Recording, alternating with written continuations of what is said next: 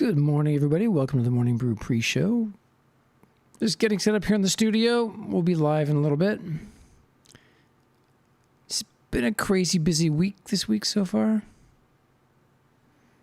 Lots of family duties to take care of. I'm a full-time dad, so that job comes first. But we'll be live in Dual Universe hopefully shortly.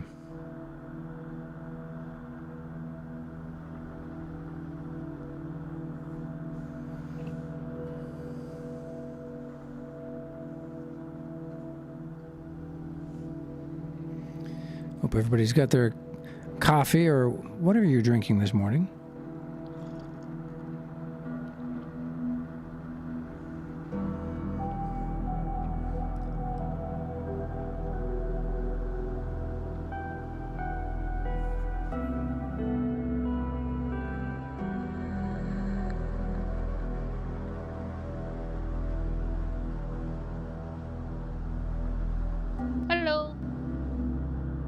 Good morning. My computer's on its way this morning. It should be here before noon. So hey, all right.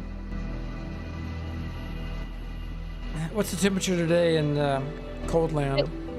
29 when I woke up, so 15 degrees warmer than yesterday. Hey, nice. Hey, Kegger, good morning. Wilder, what's up? Davian. Good morning, everybody.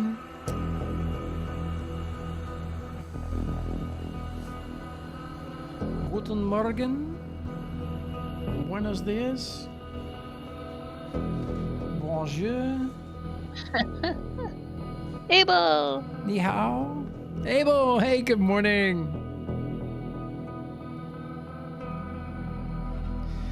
And to all of our Canadian friends, good morning, eh? Hey. out and about, out and about. Immortalis, hey man.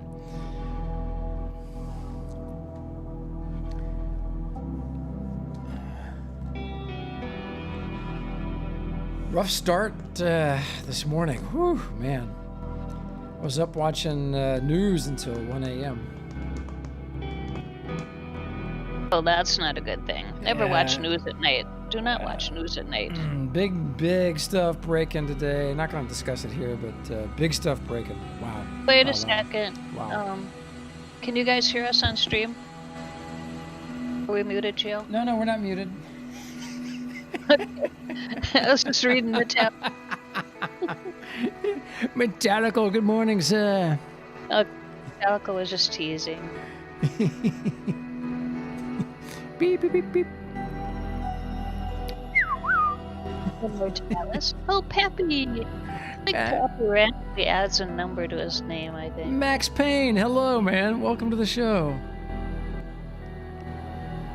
Hager, Wilder. Oh, client update. Oh, so is the game up? I saw Mad Rambo was trying to stream and the game wasn't accessible.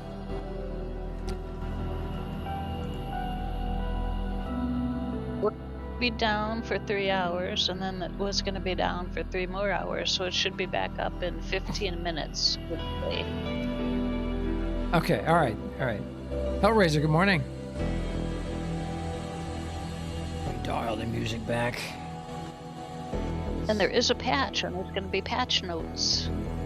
Oh, if Dyford's here, we'll do a patch notes reading. Although I think he's working now, isn't he? Yeah, he got his stickers, and he's back to driving when he can. All right. Hey, as long as he's not driving in L.A., it's all good. Or Philly. Oh, my God. Crazy stuff.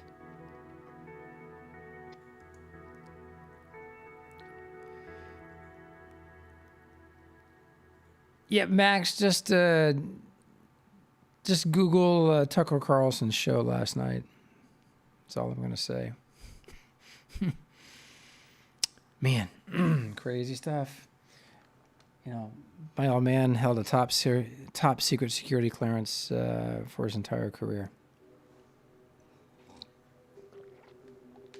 And back in those days, they let you keep that thing for quite a while after you retired, because he'd come in for briefings at the Pentagon regularly or at the air bases. He was an interesting person, Magic. I've gotten a lot more information for the book that I'm working on. I found all the airfields that he flew out of. I found them on Google Maps.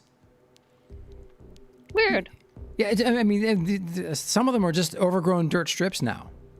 Yeah, but from the satellite photos, you can see it. You can see the airstrip, and you can see where the structures had been. And some of them, some of the airstrips, some of the little airfields have been turned into like towns and villages and stuff.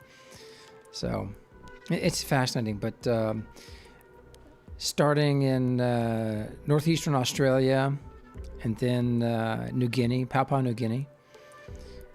There's, in fact, a number of places in New Guinea. And then they island hopped a little bit there. Made it up to the Philippines. Fascinating. Ultimately, his bomber was damaged by flak. It wound up, everybody bailed out but him, and he flew it. He flew it to a crash landing on the coast of China, outside Shanghai, where he was, I'm making quotation marks with my fingers, rescued by none other than Mao Zedong, who was like a captain in the Red Army, and Chou En-lai, who was his lieutenant.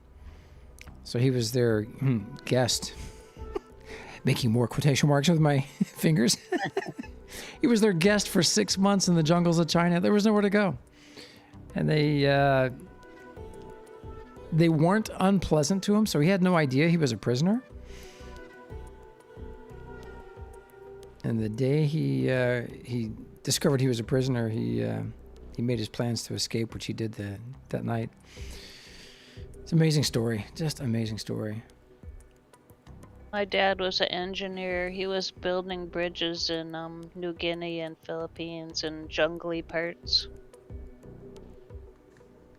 Oh, wow. Oh, that's amazing, Magic. So he was in the swamps while your dad was in the air. It was a tough time. So he gets rescued by Navy Recon 3 days later. Two or 3 days later. And they take him back to their base. I want to say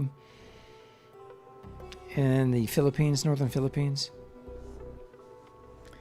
Take him back to their base, nurse him back to health. And they put him on a ship heading toward Hawaii. I think it was going to make one other stop. But there's only 39 sailors on board the ship. It gets torpedoed. It gets torpedoed. They're not far from the Philippines, Japan at this point. And he spends 2.5 days in the water. And only 5 of the 39 sailors survived. Everyone else was killed by sharks.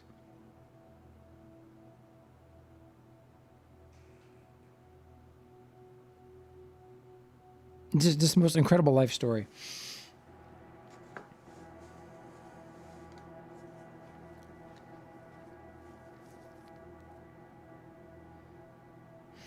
And it helps when I press the right button on the right keyboard. Sorry. On the right keyboard. Wow. That's the keyword. Yeah, that's the key right there. Correct button, wrong keyboard. That's amazing. Thanks for the follow, Sporny TV. Oh, hey, Sporny. Good morning.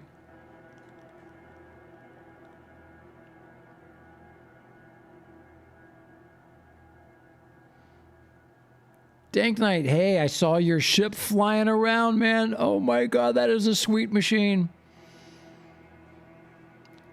Dude, Steve, good morning. Idris, good morning, man. Nothing special. Hey, welcome to the show, man. Max Payne, my father was in charge of winding up Project Blue Book.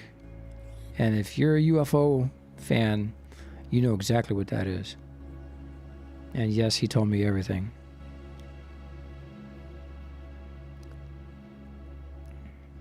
I think the last bit of it was declassified under Clinton or Bush. I'm not sure. But there's one story he shared with me that I've never heard discussed publicly by a government official. So I'm not going to bring it up here. Oh, yeah, I don't. Yeah, Geo's show was raided by secret police. Yeah. Your papers, please. Open the door. Hey, you're still 87. Welcome, dude. Love that name. Oh, man. My dad lied about his age so he could join the army. So I don't know how old he was, 16, 17. And you could do it back then. You could lie. Yeah. And just take you. And so he used to trade his cigarettes for candy bars, he said. Not much he would tell us about the war. He wouldn't talk about it, but he had some stories that he would share. And yeah, my father, same thing. He wouldn't talk about it, Magic. Did you pester him? Yeah, we pestered him, and we would get some stories out. Like, he met, when he was in the Philippines or New Guinea or whatever, he met, like the people that were native to the countries. And he told us about a feast that he went to, and they were eating what he thought was pork. And they told him that, no, it was, long pig? Long pig. And you guys may know what that is. I suspect your father was, and my father served at the same time, same place. I imagine your old man was clearing airfields and stuff like that. Well, he was in the engineering corps, so building bridges. Seabees? He was Seabees, right? Well, Army engineering. Army engineering. Well, then they were there at the same time because they not only would they build the airfield, and they'd set up infrastructure and stuff in the areas, and they started New Guinea, went across New Guinea, up the island chain there, into the Philippines, up the Philippines, and then made their way to Okinawa. Yep, exactly. Yep. It's amazing. Yeah, Seabees are Navy. Follow Dan the Barbecue Man. Hey, Max Payne, thank you for the follow. Yeah, interesting stuff.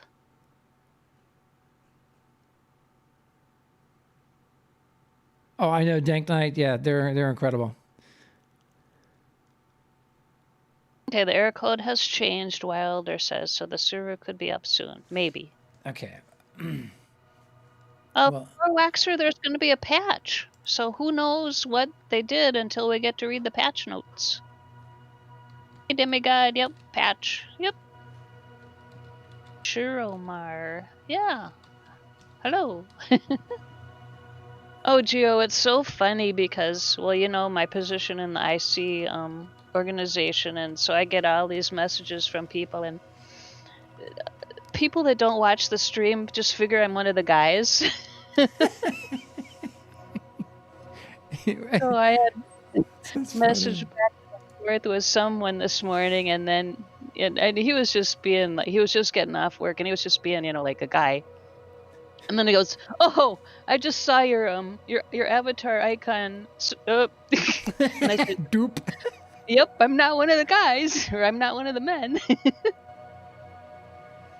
Yeah, you're exactly right, Max Payne. It is. It's Soylent Green. Mm-hmm. Alrighty. Long pig. Ay. Yeah. Hey, Floor Waxer. Good morning, man. Welcome. Dan. Yeah, Dan. Dan the Barbecue Man. He's shouting from the rooftops. Every time he talks. Exactly. He's got a very loud name.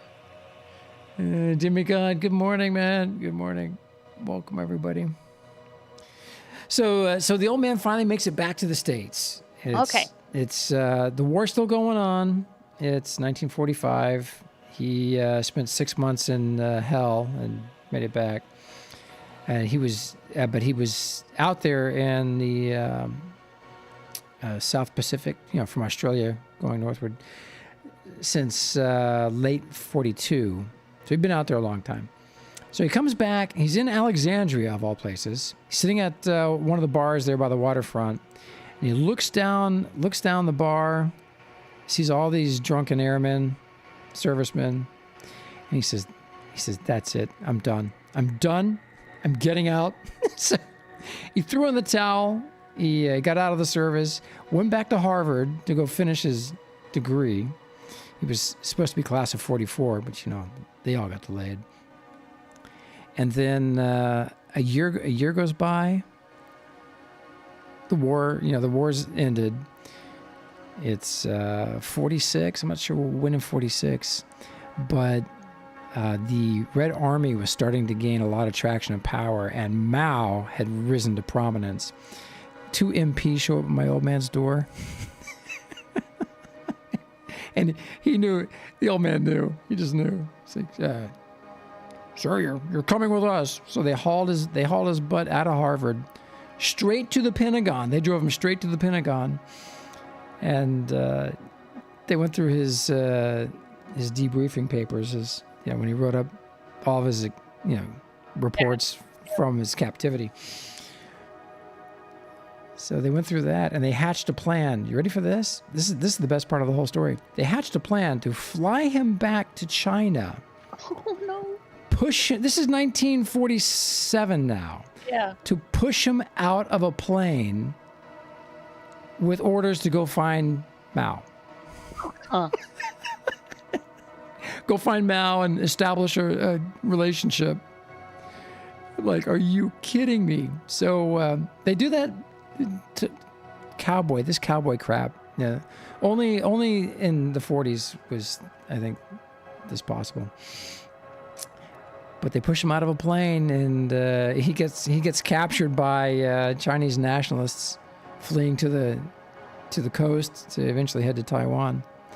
They gave him they told him, "Fight or die. We're not going to feed you unless you help us fight." So they gave him a rifle, and he got to see the absolute horrors of communism firsthand, and devoted the rest of his life to fighting communism at that point. And he made it out of there. He was in Korea as well. He was a wing commander. But he wouldn't talk about Korea. He would never open his mouth about Korea. Spoke a little bit about Vietnam. I don't think my dad ever mentioned it at all. Yeah, Floor Waxer, we're talking about Gio's dad. And a little bit about my dad, but mostly Gio's dad. Thanks for the follow, Mobile. Chaos. Hey, Mobile. YT. Good morning, man. Oh, nothing special. Thanks for your tour and showcase at Infinity.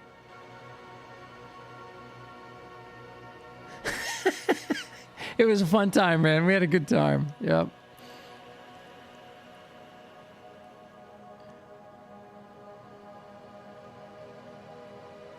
Yeah, dang night. Thanks, man. We're big fans of the photos. I take a lot of pictures. I do gametography and cinematography. But there's someone who took some pictures of that really cool League of Extraordinary Gentlemen ship that we saw at the air show. Someone turned on their depth of field and got some amazing pictures of that ship. Oh, cool. And Dual Universe tweeted it out. Hats off to that guy. Wow. I want that guy on our team. Holy smokes. He can take good pictures. Bonjour. Kinyo76. Welcome. Idris, hello. Salud. So who's checking the login? Was that Davian? I checked it a little while ago. I got an error 27. Oh, now I got Arrow 106. I'm no longer allowed to log in. Not Uh-oh. authorized to connect to private server. That means it's getting close. Oh, is that what that means? I don't know. I'm just making things up. That's what I do.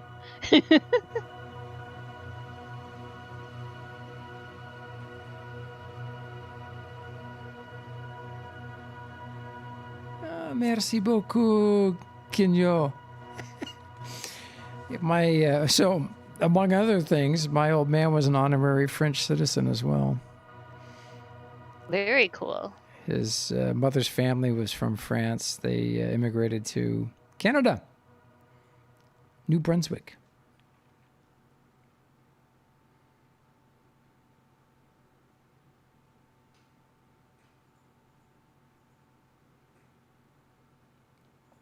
Yeah, Floor Waxer. Yeah, we spoke with JC, and we're friends with a few other devs over there.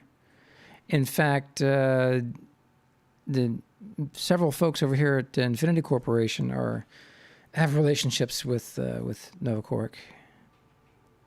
So we've been working with those guys for 3 years now, along with everybody else who is in the pre-alpha and the alpha. And a lot of people in the community have, established really great relationships with the team over there. Everyone's got different people they work with depending on, where their skills and gifts contribute most to helping the game.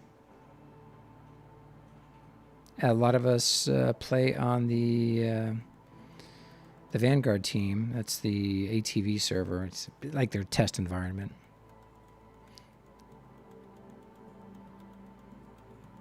So when stuff makes it to live and it's not working right, you can blame us, not the developers.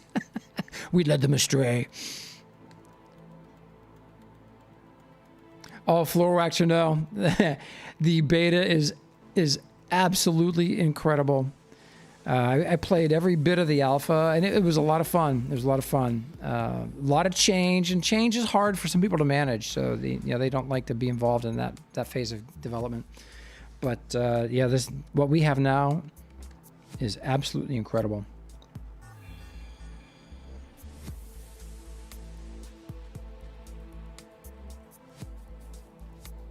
My cat broke his toy. I have to fix it. Oh man.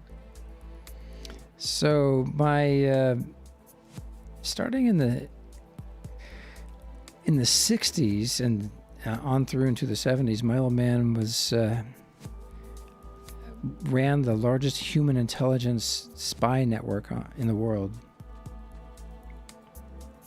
which I think just grew through his connections throughout his service. As opposed to Alien? Well, you can get intelligence through satellite reconnaissance, but the intelligence that matters is the intelligence you get through people and relationships. He shared some stories with me before he passed away. It's probably all I should say for now. Yeah, I can't share. There we go. End of story. But I've Googled them all. Googled every one of them.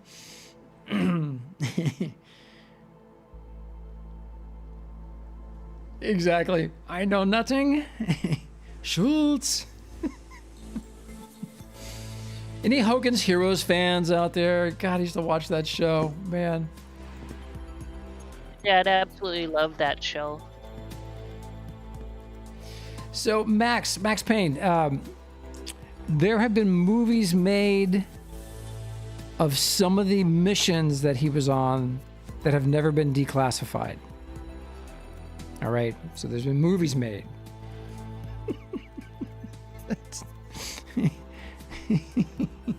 Yeah. One of them was a famous flick by Clint Eastwood, Firefox. Oh, Gio, you're gonna get in trouble. You better be hush.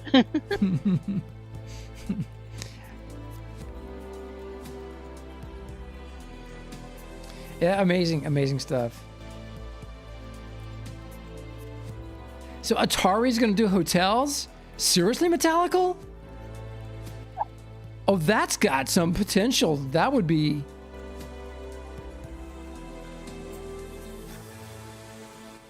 stuff. Yeah, Ash. Oh.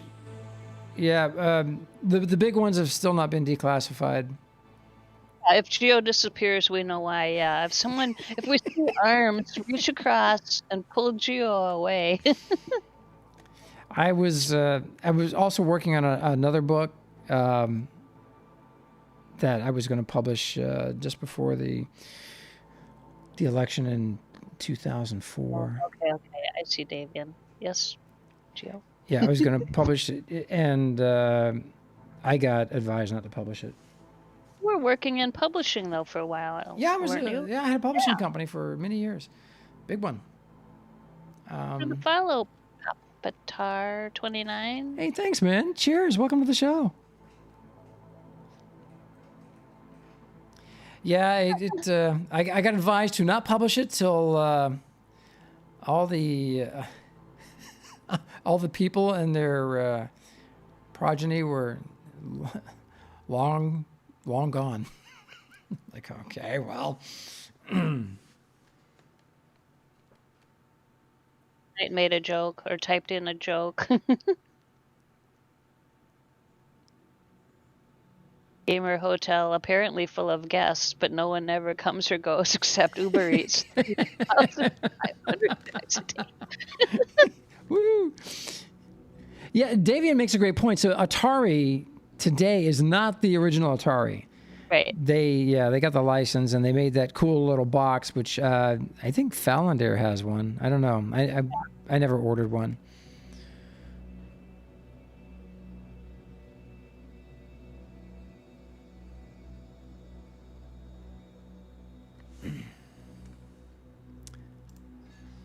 Johnny missed you. Sven, hello.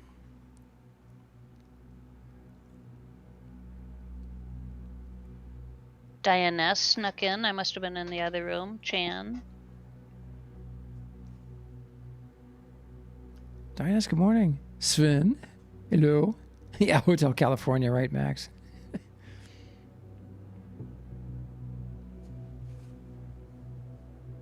Oh, so Gio, I told you that story about my older brother. Worked for the government in White Sands, New Mexico. He could never talk about stuff. Oh, yeah, right. I remember that. I watching Stargate last night, and the guy, O'Neill, was born in Chicago. Jack O'Neill? O'Neill. He was born in the story, born in Chicago, and they moved to Minnesota, and now he's working on the Stargate, and I'm thinking, I just got chills. I got, oh my God.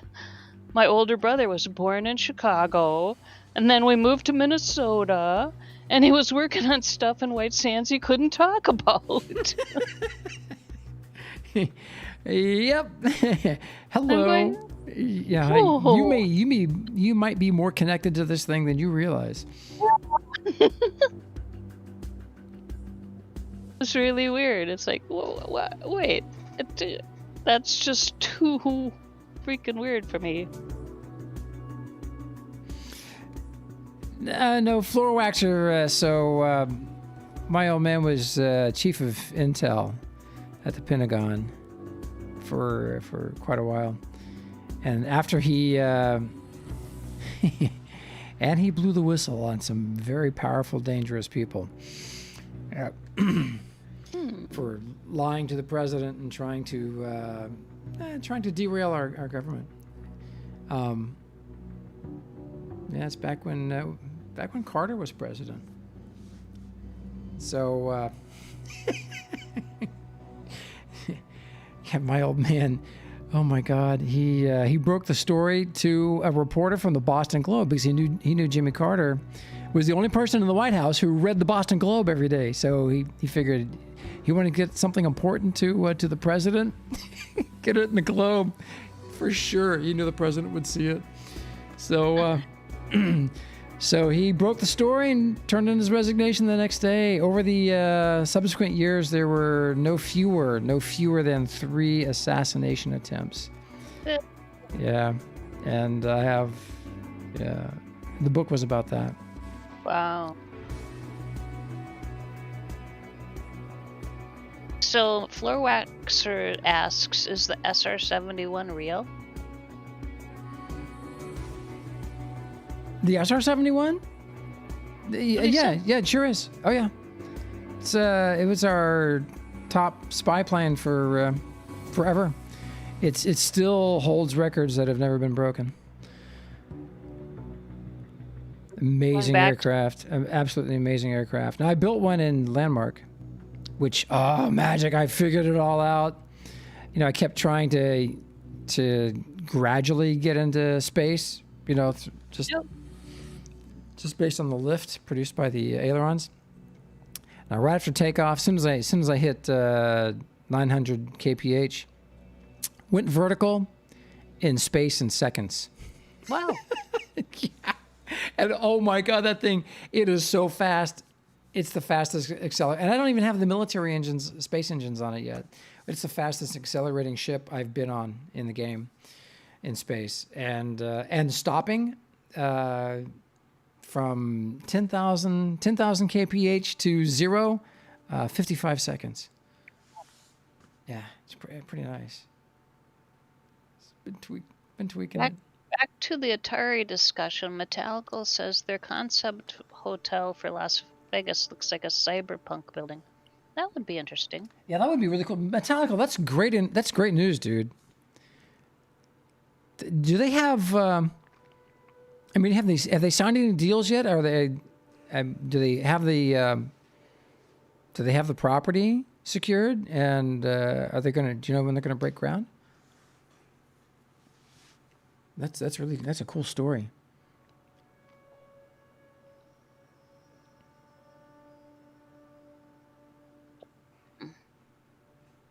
AtariHotels.com has all the info you can see. Oh, you meant the Aurora. You got to see Conker's ship. Conker in the game has built what looks like a hybrid of the Aurora and some alien tech. It's one of the most incredible ships I've seen in the game. It's amazing. Random. The Aurora. The Aurora has morphed into something else. Right now, they're working on other hypersonic technology. I really don't know where that's going to go. There's a SR-72 that they're working on. That Lockheed is officially working on, but it's unmanned, so it kind of takes the thrill out of it for me.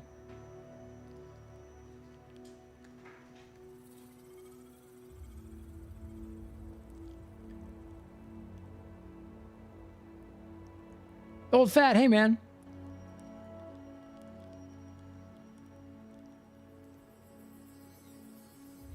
You saw a preview of the autopilot hub?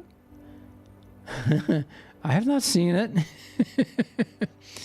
It's anything that we create, any big tech that we create is not going to be shared publicly.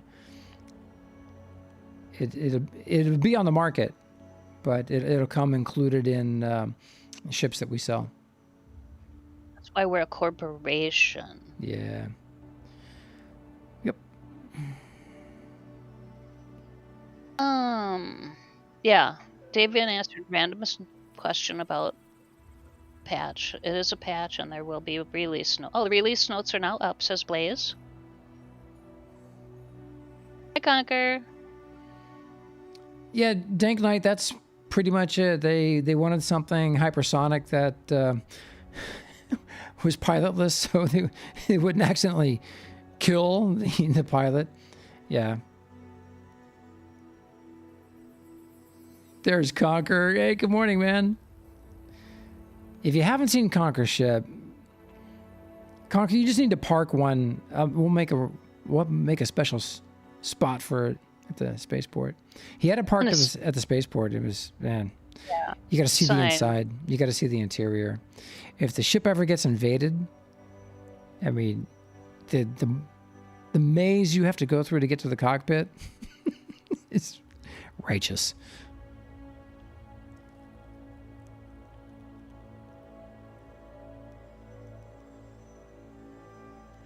And if anyone's asked a question that I or Magic had not answered yet, just ask it again.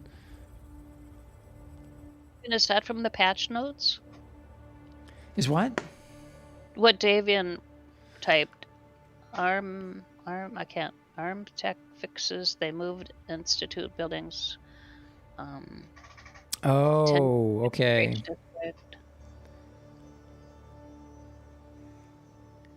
10 new markets near each district. Okay. He's copying and pasting stuff. We should have Davian in just to read the patch notes. Oh, yeah.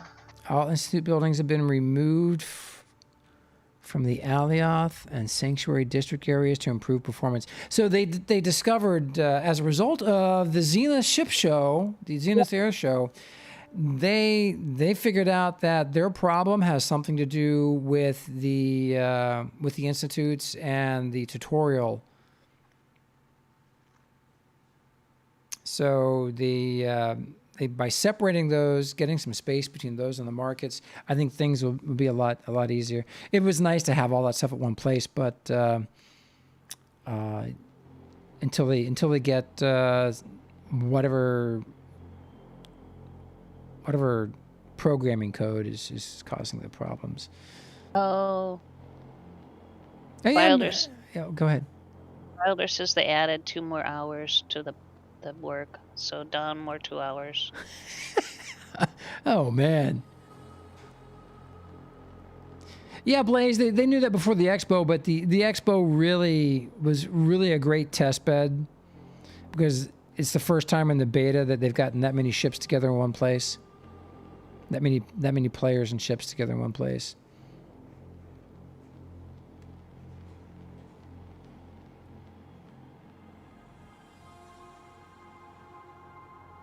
Two more hours. Yeah. We just got the notice in streamer discussion. Making good progress.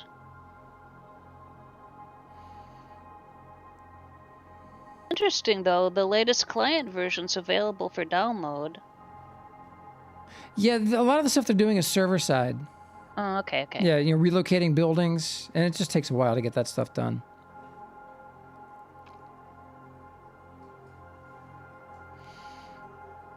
Oh, on YouTube, Luis. Good morning. Hola. Or afternoon.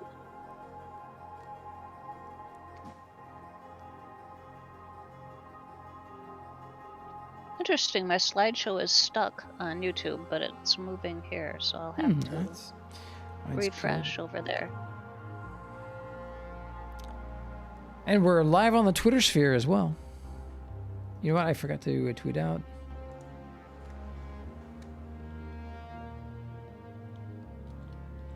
Retweeted your other tweet.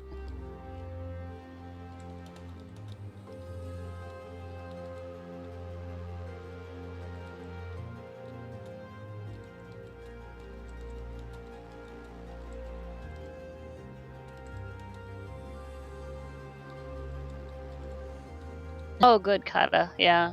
Kata, at least you're not missing the game time. Yep. Wilder was watching Torden's stream, but it made his head hurt.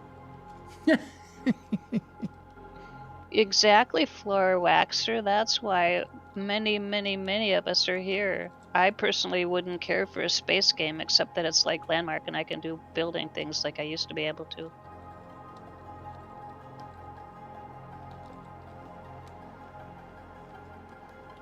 So, Magic, it's official, our date with JC, right?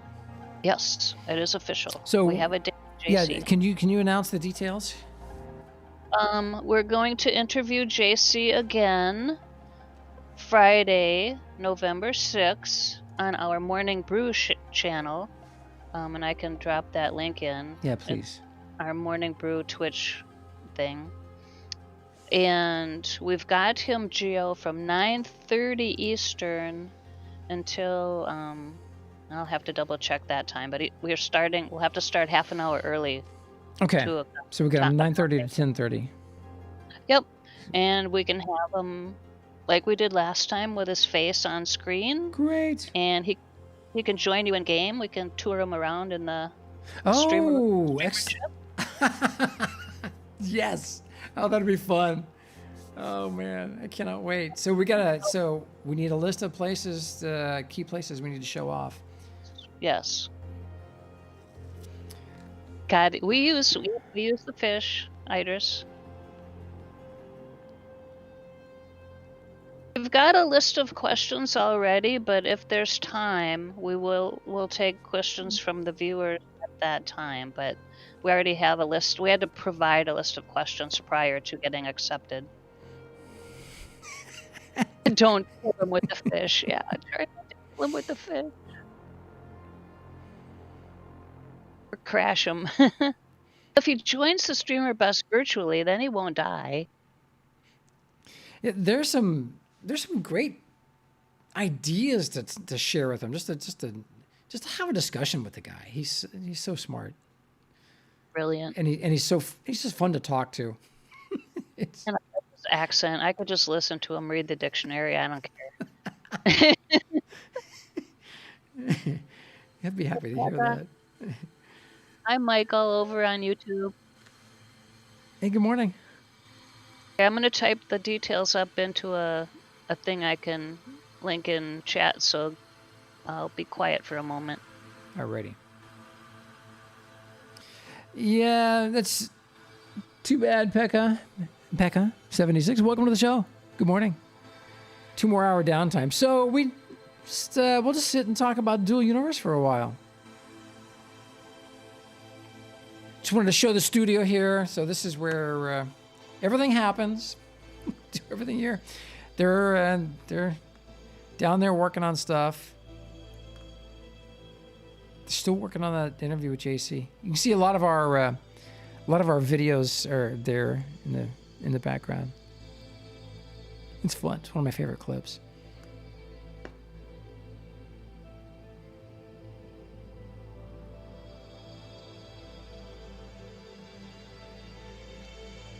Yeah, floor waxer. Yeah. Well, you know, it's an MMO, and you've got emergent gameplay, and people just be people. I will admit, I've bought fuel there a couple of times from some of the gas stations, just to test it out.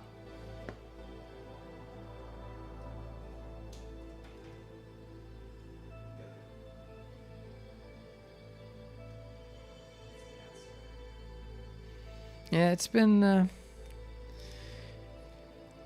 fun. There's a lot of stuff that is going to evolve. The last part of the beta, the last month of beta, whenever that's going to be, I don't know. I have no insight onto that, but I guarantee you will be almost unrecognizable from the first month of the beta,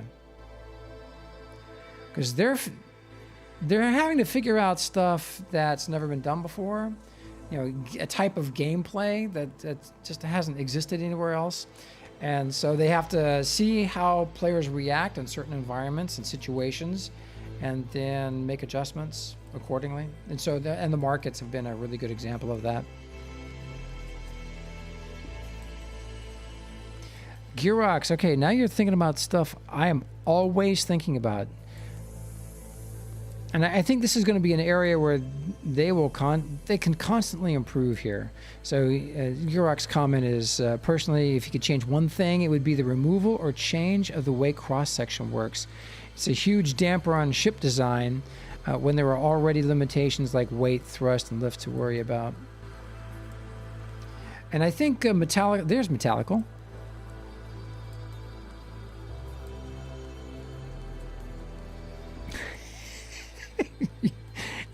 So Metallical, I think, hit one of the hot topics for us. I agree. I don't think they're ugly, but I think we need more options, because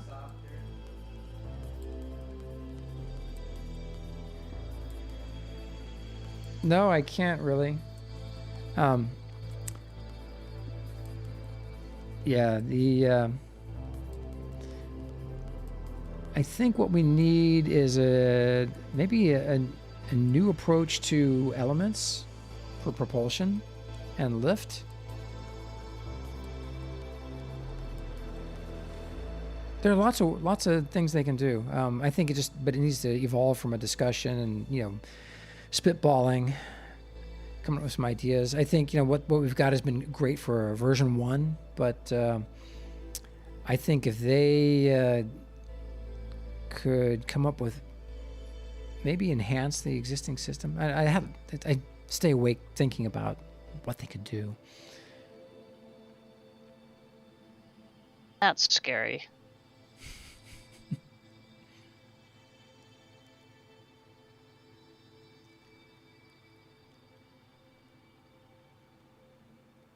Okay, here's the information about our November 6th show. Oh, excellent. But one case comment. Imagine if they destroyed all the markets at launch and made it part of the storyline. Oh, yeah. Yeah, so I think what we're seeing in the game is that ship design is really the ultimate thing in the game. It really is. It's the fact that you can just create anything is so cool. So in response to that, we need propulsion and lift systems that can accommodate some of these really amazing designs that people can come up with, because you take this cool design and then you got to fit these square parts into round holes, literally, and it's tough. It's tough. So, but they've got a limited development team. I mean, they've only got a staff of 75, and for a game this size, that's a challenge. That's tough. They got a lot of work to do. So I think just reskinning. They could do new models for the propulsion systems, but they need to be more powerful, or they need to have skills to unlock more potential power from things that produce lift.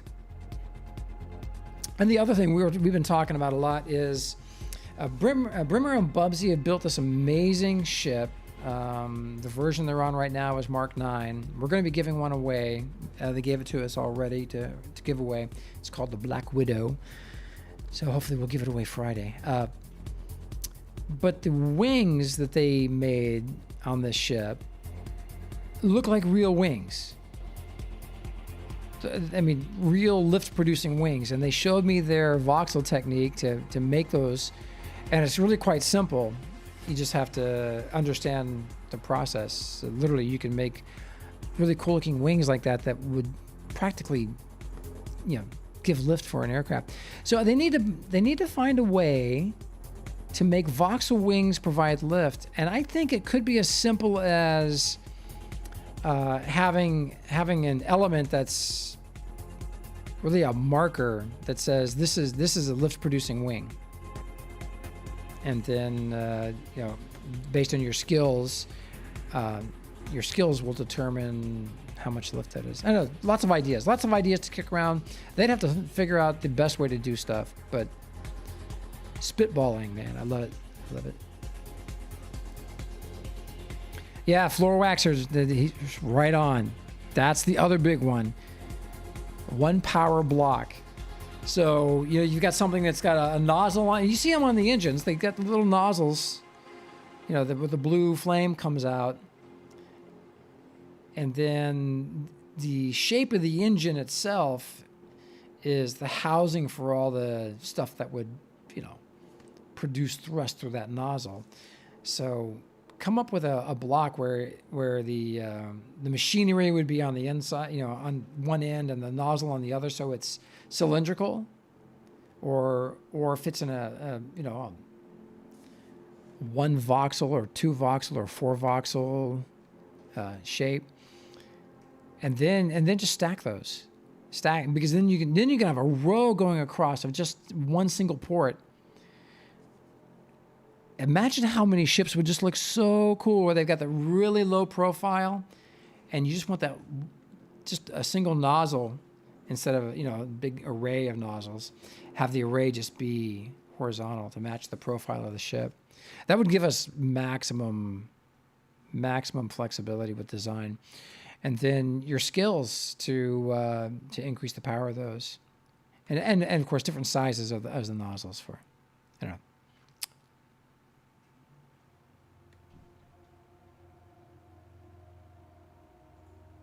And Blazemonger, you're spot on, dude. I mean, there's some design stuff, so you have to take care of the aesthetics, and the aesthetics really need to be logical.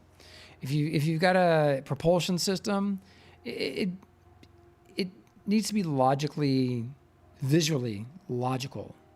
It needs to be visually logical. But there's no reason why you can't have something that's like a jet engine. The large space engines are like jet engines. So I've used those in the nacelles of the SR-71. Oh, wait till you guys see this thing in space. You're not going to believe it. I flew to the space station and back. What did you fly? The SR-71. Whoop. Oh, okay.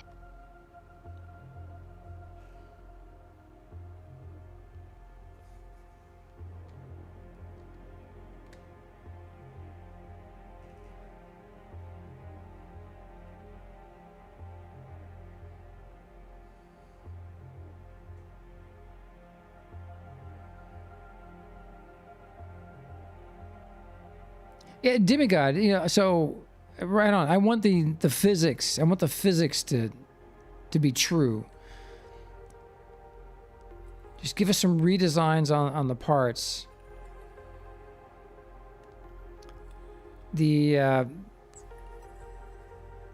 propulsion systems, though, just seem to me like they need to produce more. I've got this like to get the SR-71 off the ground, for example, I need some really crazy big engines.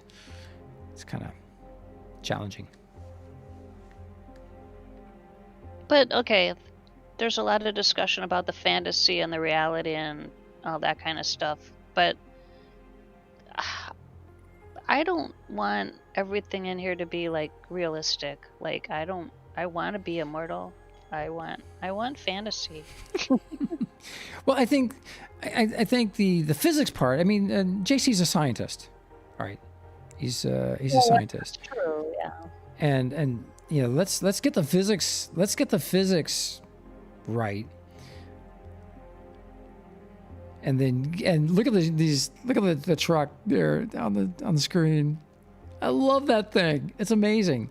So I want people to be able to create stuff like that and fly it around. So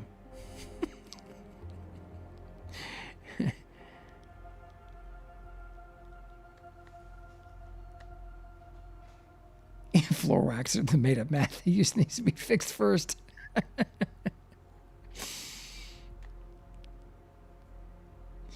Works, yeah. We will get NPCs at some point. I'm telling you, it's going to happen. It's going to be a while. Orcs. We want orcs. they gotta get everything else the way they want it first, which is what we're doing. We help them with that. But I'd love to see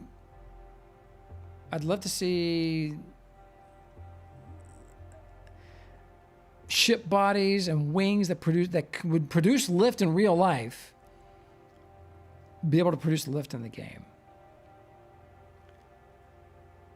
I think that'd be really neat. Right now, all that has to be done with the elements, obviously. But here's another thing that we talked about. I'll throw this idea out here. I want you guys to go over this. We have a concept called the Voxel Forge. We came up with this. A large group of us came up with this in Landmark. I don't think any one person can take credit for it, but I certainly promoted the heck out of it. So a voxel forge is where you use voxels to create something that will be turned into an element. So let's say you design your own wing, we got wings in the game. Let's say and stabilizers and ailerons. Let's say you design your own, design it really large so you can add a lot of detail to it, so that it's then converted to a 3D mesh, to a 3D model, and then when it's scaled down, that detail becomes really sharp, and you'd never guess that it was voxels originally, because it was designed at such a large scale. As it shrinks down, it gets a lot of fidelity. And then once that's converted to an element, then you can add the properties for lift or propulsion, braking. It depends on whatever it is that you do. Yeah, and I think. So we've mentioned it with JC. We talked to him about it offline, and his face lit up. He's like, "That's a fantastic idea." And they already have some of the tools to do that. But you're talking, that's a lot of engineering work to make something like that a reality. That's a huge amount of engineering work, and they've got a limited team. So when would they start a project like that? In a year, 2 years, 3 years? But that would be a big game changer. Imagine being able to design your own elements. But then there's the problem of the elements got to get approved. So you got to go through an approval process, and then you've got to be able to add got to be able to add things to it, like is this a lift producing element? Is it just decoration? And there's a limit to how many elements we can have with the client that we have. That was one of the problems. It was one of the discussions that we had with some of the folks at Sony when we were talking about the concept, because there's a limit to the number of props that Landmark could have.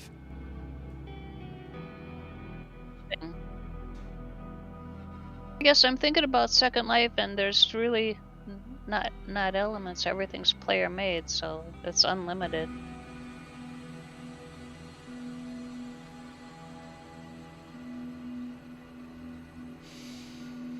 Yeah, Dimmy says, well, unless it's an SSTO aircraft, spaceships don't fit into our reality of physics as they do in sci-fi. That's true, except for The Expanse. I think The Expanse makes an effort more than any other sci-fi series to be as realistic as possible. The combat is really something. The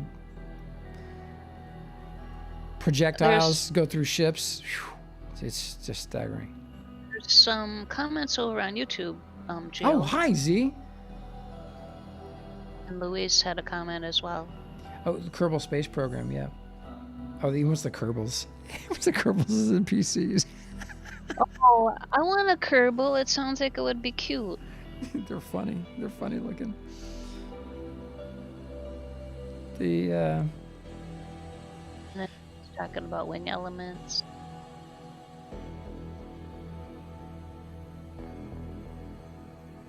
Yeah, and Space Engineers has got they've done a lot of really creative things. And it's always good to see how other game designers solve some of these challenges, and they've been doing that for a while. The Space Engineers doesn't run on a scale like Dual Universe does, not even close. But it's interesting to see how they address certain things.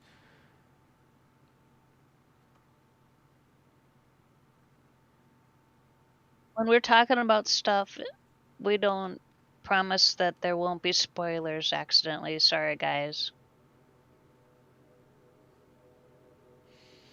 Yeah, I watched The Expanse. I can't wait for the next season. Me too. Yeah, if you haven't seen it, I highly recommend it. I think of all the sci-fi series I love sci-fi, but of all the series I've watched, they try to bring a level of realism to it that I've never seen in other series. The Mars one with Potato Boy. That one was interesting, a little boring. And then there was remember the name of it, but I know what you're talking about. Yeah, then there was the one with Matthew McConaughey. That was pretty amazing. But for like these scenes in The Expanse, man, it's just impressive. In season 2 in 2 days. Metallica, I can't wait for that show, The Mandalorian. Loved it.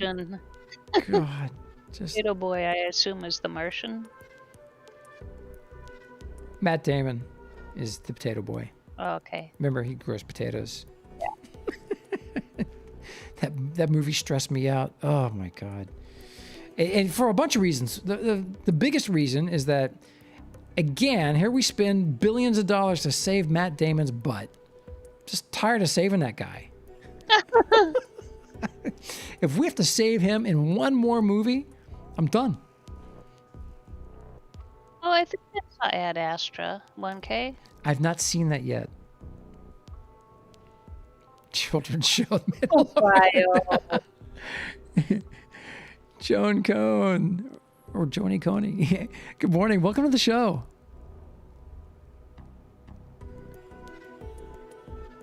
Oh, Baby Yoda. Oh. Bio to the quarantine, please.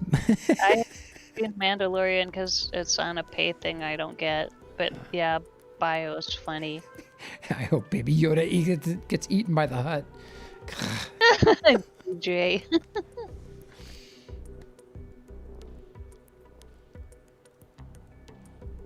Yeah, demigod. Hello.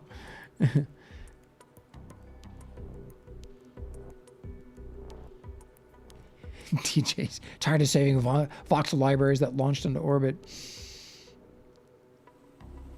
1K, did Ad Astra have like a really weird ending that was hard to figure out?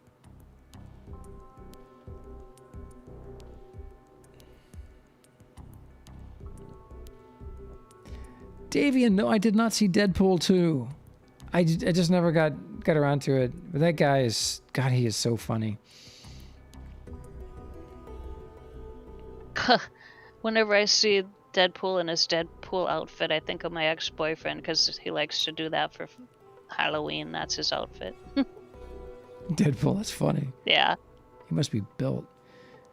Yeah. Davian. Matt Damon is in an uncredited role. That's Matt Damon. He does that stuff. He's a phenomenal guy. Huh. A phenomenal actor. But seriously, I'm just tired of saving him. Okay.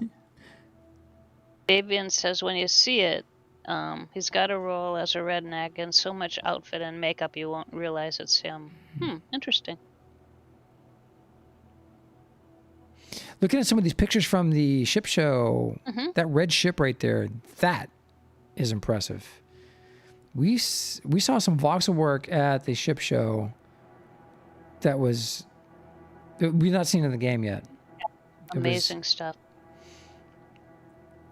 I think one of my favorite things we've done so far was the interview with 1K. Oh, where he yeah. just talked about the basics of design, his philosophy on design, and how he does it in the game. What you can make with the basic tools in the game is phenomenal. And really, if you have a good understanding of the basic tools, that means the different voxel cursor shapes. Experiment with using the different voxel shapes.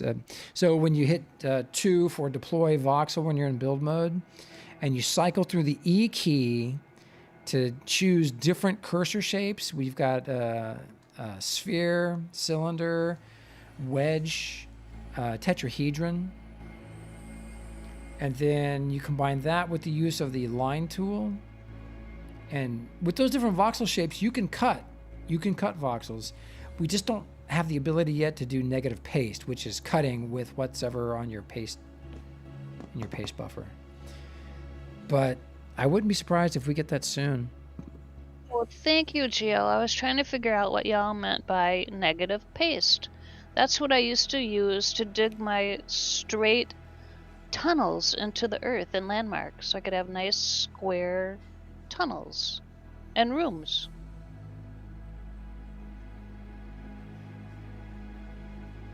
So I've seen, speaking of Firefly, I've seen a couple of Firefly ships in the game. But none of them are on the level of fidelity of the one that was in Landmark. You guys remember the Firefly ship that someone made in Landmark? That thing was insane. So well done. Aerox likes the challenge. He doesn't want them to make it too easy. Well, the vertice editor would be, I think, and that was number one on the list of things to vote on.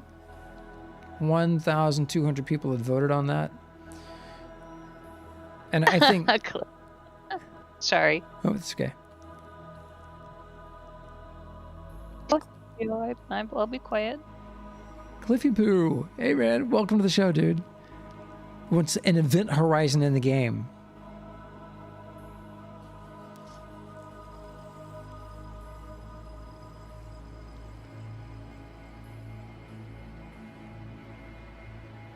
Make one. Hellraiser says make one. One case. Pasting a donut into a wall should make a hole.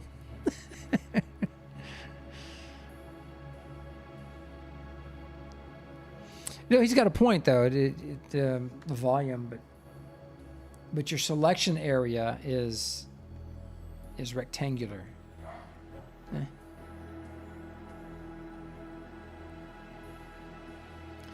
Oh, Dank Knight. Yeah, isn't it vote? Magic is it vote.dualuniverse.game? Upvote. Upvote. Upvote. Dot dual. Yeah, upvote. Yeah, we'll get it for you.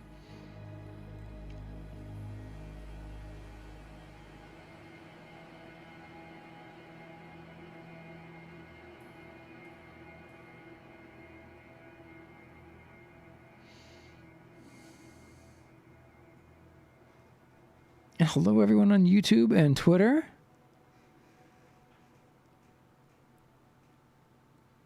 Make a command for that too.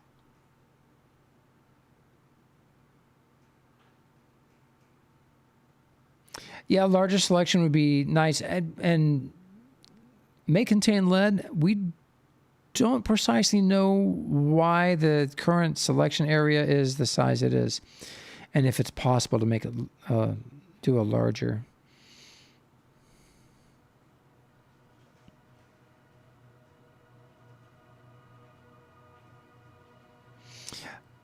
Oh, Cliff mentions Imperion. We played Imperion for a while. I enjoyed the game. But we couldn't mash voxels. So it was kind of frustrating. For me. Made some cool ships, cool buildings. We had some funny clips of you too, Geo. Geo like to throw his gun at things. When he'd see a spider, instead of shooting it, he'd throw his gun. It was a keyboard thing. Yeah.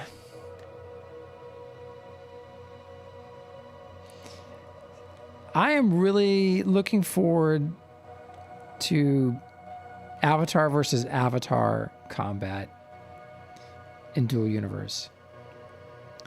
And since now we're pretty sure that things right now regarding PvP areas are going to stay like they are, I think what we need to do is petition for the ability to set up battle arenas where maybe an entire hex tile is is tagged as PvP, or just you can tag your construct as a or AVA as an avatar versus avatar, so you can make battle arenas. Come on, we gotta have that.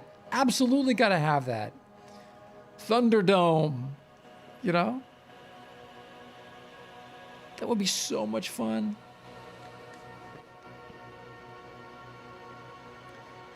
Think of the things people could create. because of the ability that we have to connect cores together. So you can build these really massive arenas.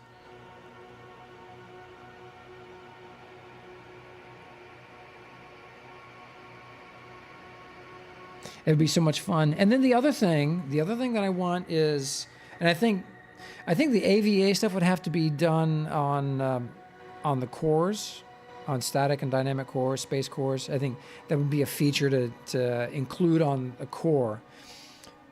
But aerial combat, that means atmospheric dynamic core, ship-to-ship combat.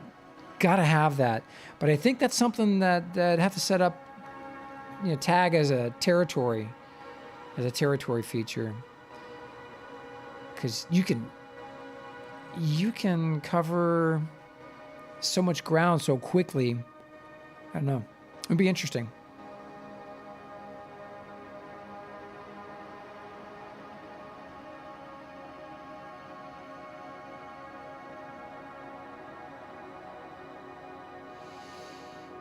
I would absolutely love aerial combat.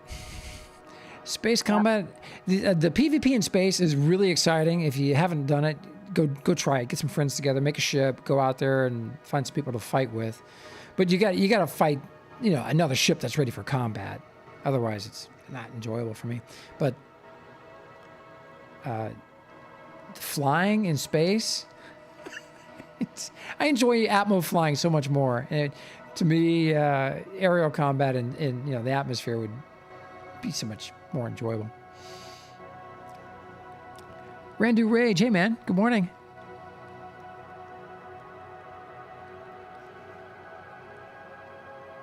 Said that he's surprised no one has made a big maze yet, so Kadavari said, "Don't tempt me." Well, yes. Wait, ship is a maze. Mm-hmm. So Randy Rage, yeah, and I think they realized that clearly after listening to feedback from the players and watching a lot of the big streams where those discussions happen regularly, and I think that's led them to where they are now, which is I think the current state of PvP, which is everything outside the current safe zone. Is how we're going to keep things for now.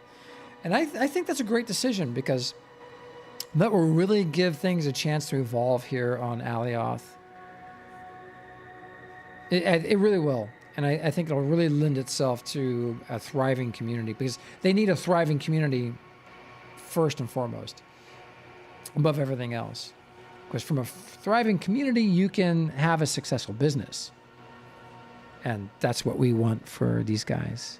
It's great success. Because what the hell are we going to do if this if this is not around? Steve over on YouTube says adding asteroids and nebula in space would be great for extra resources and creating space race courses. Oh, that would be so cool. So we have some asteroids on one of the planets right now, Thades. Thades has a big tear in it. And the material from that tear is floating in space. Currently, my understanding is you can't mine those things. And, of course, nothing in space other than our ships actually moves. The planets and everything's fixed and stationary because those kind of physics would make gameplay really tough. Really, really, really tough. You see your destination planet off in the distance, but it's moving. So you've got to be flying to where it's going to be. So while I trust JC is perfectly capable of making that game, and so is our development team, their development team, the likelihood that we'll see that, it'd be unplayable. You have no idea how hard it is to hit stuff in space. Hey, Rambo, good morning, man. I saw your tweet this morning. He waited to play. Randu Rage has the day off, so of course the server's down. Yeah, typical. Yeah, time to rage. Yeah. Meteorites would be cool. So there's some cool tweets I've sent out over the last 6 months. Pictures of weather, really amazing storms. And when I see the picture of the storm that someone had tweeted out, I saved it and tweeted it at Dual Universe, saying, wouldn't it be so immersive to have these kind of amazing thunderstorms or this amazing weather in the game? And they were quick to jump on that and promote the idea. So they are keen on that sort of thing. How long it would take, I don't know. It depends on what kind of systems they're using. But yeah, they want it. We got the clouds. Look at the clouds. The clouds are really cool. So Luis over on YouTube had mentioned this twice about funny thing that we could do is have the Great Toaster War, where the ships are toasters and they're very angry for bread and butter. That would be cute. That would be cool. Remember the flying toasters as the animated screen backdrop? Yeah. SL, hey man, thanks for asking about the dogs. Yeah, they're fine. One of them peed on the floor upstairs, and the wife went ballistic. And they're potty trained. I mean, they're good dogs. So I had to drop things quickly in the show and go out and walk the dogs and bring them back. And 2 hours later, the other one pees on the floor. Oh no! It's like, oh, what is going on? I have no idea. And then we brought the neighbor's dog over. We've been dog sitting the neighbor's dog. His name is Iggy, like Iggy Pop. His name is Iggy. He's a cool little dude. He's an older dog, but he's in great health. Other than his vision is not the best. But he came over and hung out for a while. Like that went pretty well. But yeah, the dogs are doing well at SL. Thanks for asking, man. Hi, Grimstone. Grim, what's up, brother? Yes, everything's good, man. We're just waiting for the game to come up. Oh, the lobster ship. The lobster ship is really cool. Gone. And then you saw the pink locust. It's just there on the screen with the breast cancer awareness logo on it. And then Idris says he's got clouds turned off so he can play. So I fly through clouds regularly, and I get the sensation when I'm flying through the cloud. I'm like, God, I hope there's nothing inside the cloud that I'm going to hit. When I know there's nothing at that altitude. I mean, the clouds, yeah. But wow, So, wouldn't it be interesting to build a fortress in an area that has clouds? Oh yeah, that'd be cool. That would be cool, but imagine you're enjoying your cup of coffee, sitting in your chair, looking out the view, and some schmo crashes, and I crash into you. Yeah, some schmo. Yep. Oh man, I need to get updated pictures of the spaceport. Woohoo! Yeah, wait till you guys see what we've done. Oh, it's looking so good. Yeah, coming soon. A space elevator in a cloud just for Geo. So, man, thank you for everybody who's been helping out with the projects over at Infinity Corporation. We've got drop-off box for the organization is at the east end of the spaceport, which is right here. Oh, can't see it. Oh, you can't see my mouse. Anyway. And then on the west end, I've got some wedges, some colored wedges with signs on them. And those are for drop-offs for spaceport-related stuff. So if you want to help the spaceport project and the city, too, directly, you can drop off stuff there. And I've got lots of materials being manufactured for paving the rest of the city cores. And we've got someone who's been really we've got several people who've been really active in the Infinity City channel. So I'm thinking I think we're ready to pick an official project lead for that project. Rovan has been our has been our coordinator, our logistics coordinator, and he's been doing a fantastic job. And because of him, we were able to get the cores organized, get them placed, and he's working out the logistics of getting the road system set up. So the next step is get a project manager tagged and have them start helping people get their buildings done. Yeah, Grim, get your coffee, brother. Look at this cool mug, Magic. You like this? Screen delay. Stream delay. Yeah, right there. There we go. Yeah, it's cool. Yeah. So we, my church does some really cool comedy bits. Sharper. In the spring, they used to do a big comedy show, and it was just so amazing. They'd invite, put on a big show at the church, invite everybody. So that was from our last big event many years ago. Fredo Cervente is on YouTube. It's his first time watching us. He loves the videos, and he's in Argentina. Oh, greetings, man. Welcome. Hola, ¿cómo estás?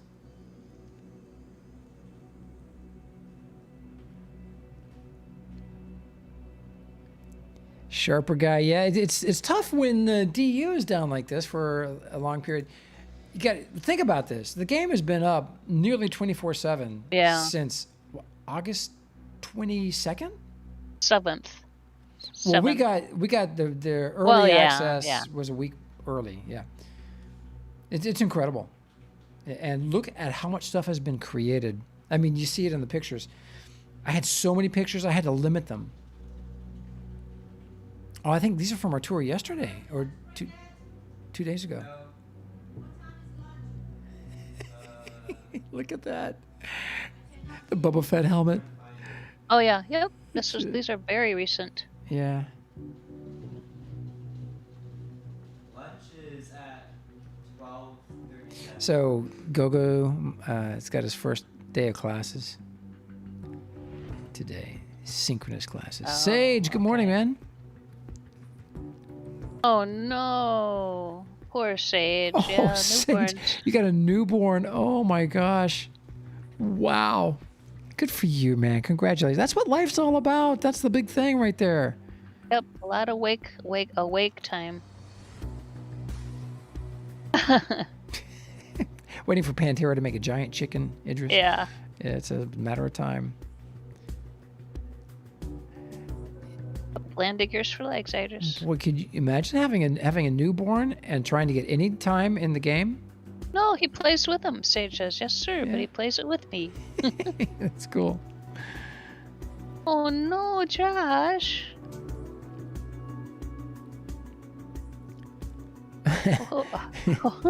Josh. Don't fall for that trap. Don't fall for that trap, man. Hopefully you get a good package. or start a business and or get a job with NQ. Mm-hmm. Conquer. Are we there yet? Yeah, I don't know. Don't make me pull this car over. No, we're still getting the error.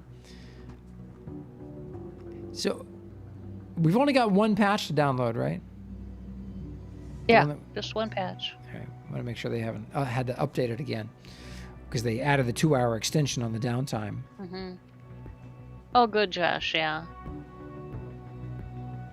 I got laid off, and I got a quite nice package, so I decided to just retire. Yeah, that's good for you. Yeah, I lucked out. I was really lucky getting laid off.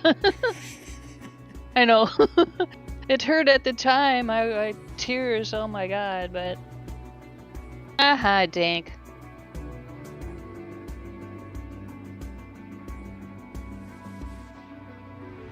I could say something, but I'm not gonna. Davian was planning on disappearing for a week or two in November. But yeah, that other game, they have no idea when it'll be out. We need more Windows. Yep, I like Windows. Yeah, we really do need glass voxels, and they want to give it to us, but I think they're trying to weigh the impact on the clients, on the servers. Yeah. Yep. When they do that. So it's not a problem. They can give us glass voxels. Crimson. They're just really worried about because once they give it to us, they can't take it away, and so they got to make sure that they're not going to give us something that's going to wreck the game. Yeah, we got another hour if it's a 2-hour extension, goes full duration. Yep. Crimson wants me to lose it again like I did the other morning when I just couldn't stop giggling. Oh my gosh. That was hilarious. Thanks for the follow, Sage. Oh, Sage, thank you, man. So, Alfredo, on planet Jago, there are several very interesting bases. You know, I need to get over and start visiting some of these other planets. We've been doing it the safe way in VR, but now we got a pretty decent stream-capable ship. And I'm friends with some of the people in Boo and New Genesis. I did some logo stuff for New Genesis, and I've got a logo project on the back burner for Boo. I love those guys, really, really do. I know people get upset about the PvP stuff, but people are people. Make friends with them, you know. And plus, you know, if you trust me, if you haven't done the PvP in space yet, I mean, seriously, design a ship that you think will be good for PvP. Make friends with these guys and go out and fight them. It's so much fun. It's insane. It's stupid. It's stupid fun, especially if you guys get in Discord together. It's or do it with people from your own org, you know. it's trust me. The space PvP is stupid fun. So we've got we need to visit Jago, and then also Hellraiser's main base is on Mattis. We need to go see Mattis. Mm-hmm. So someone typed in, can we put a warp engine on the streamer ship? Is that possible? Well, you could, but it would look funny. Look funny, okay. It would look funny. I'm sure, but you know, 1K is a master of design, so he could design a new ship that has warp. Yeah. Warp in it. A slipstream ship. Yeah. Sharper guy. Katavari said if they ever build a ship for Geo, it would look like Rocky the Squirrel. Shiramar 515, man, welcome to the show, dude. So you found it's boring to watch. Yeah, you really, yep, that's it. Super intense to participate in. So, God, I wish I made a video. I made one of the first PvP videos, but they never approved it for release. But it's a great piece. Anybody who played the alpha has probably seen it. And it's fun. But yeah, it is. Poor 1K. But it's intense, man. It is really intense because you got to have a crew who's repairing the ship. You got to have a gun crew, you know, firing all the weapons. Someone calling out targets. Then you got to have a darn good pilot. and if he gets schwacked, you got to have a backup pilot. It's crazy, man. It's so much fun. So much fun. It'll get the adrenaline pumping for sure. Yeah, 1K flips through his pages of homework. That's what I was laughing at. Hey, you know what? I left when I had to go AFK. I left the ship parked there at that Lock Museum. At the BSC. Huh. And 1K came over and upgraded the ship. Oh wow! Yeah, cool. It was cool. He forgot to bring fuel though. Oh. I forgave him. Alfredo says in Jago there's a lot of PvP though. Yeah, so in Jago, it's supposed to be 500-kilometer safe zone around each planet, but I noticed some of the planets, there were like a couple planets where it was like 1K. You get 1K off the ground and you can get hit. So I don't know if they fixed that or if that was intentional. Yeah, but there's a lot of PvP around Jago.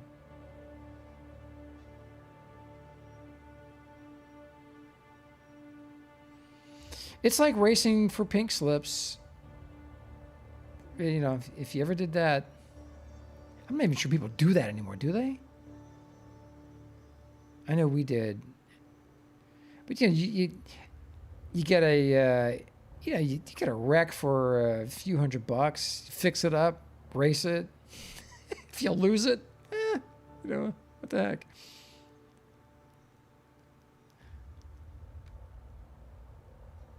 So Dank Knight says, imagine someone upgrading your ship from regular Atmos to military with their tier 5 placements. I'm not telling you. Yeah, that would be like, huh. So my son's character has completed all the tier 4 training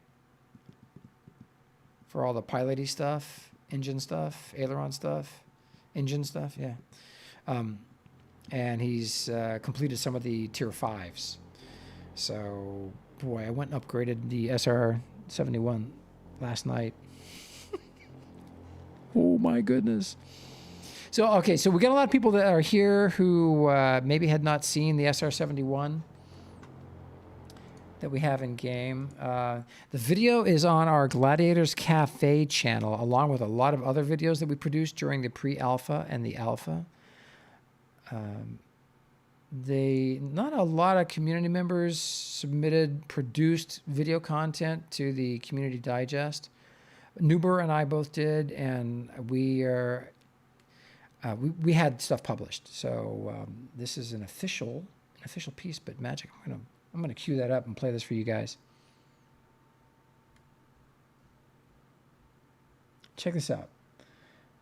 This is from the pre-alpha. We have the ship back in the game, the black version, and it's been reconfigured, redesigned, and Pantera is working on a complete makeover of the body of the voxels itself. So I cannot wait to see what that's going to look like, because it's probably going to look like the actual ship. But anyway, check this out, everyone.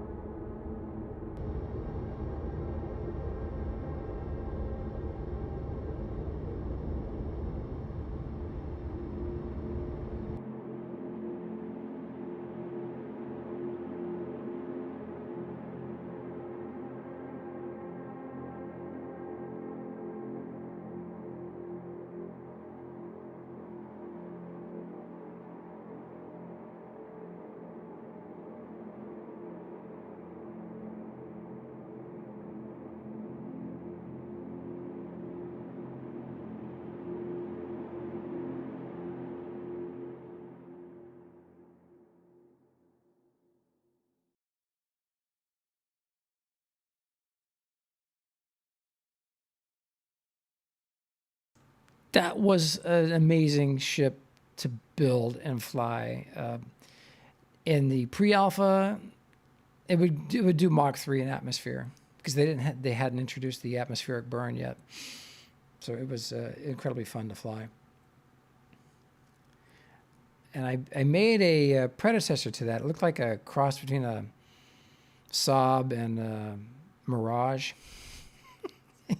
And it only had Atmo engines on it, and I accidentally flew it to the moon and back. Yeah, that was sporty. Luckily, I was lined up. It was a really, really fun ship to fly, the SR, and I've got it working now, and it's even better than what I had before. Atmos speeds are only about 1,000 kph, and I couldn't get it into space until I just said, what the heck, what if I just go vertical? And that did it. Vertical, no problem. And I removed all those ailerons that I had on the sides of the wings. Now, in the pre-alpha, those actually produced lift, but not any longer, so I took them off. And yes, Dank Knight, the only stabilizers and wings. I mean, I'm sorry, stabilizers and ailerons. There's no wings on that. No wings tucked in anywhere. And it doesn't really need them.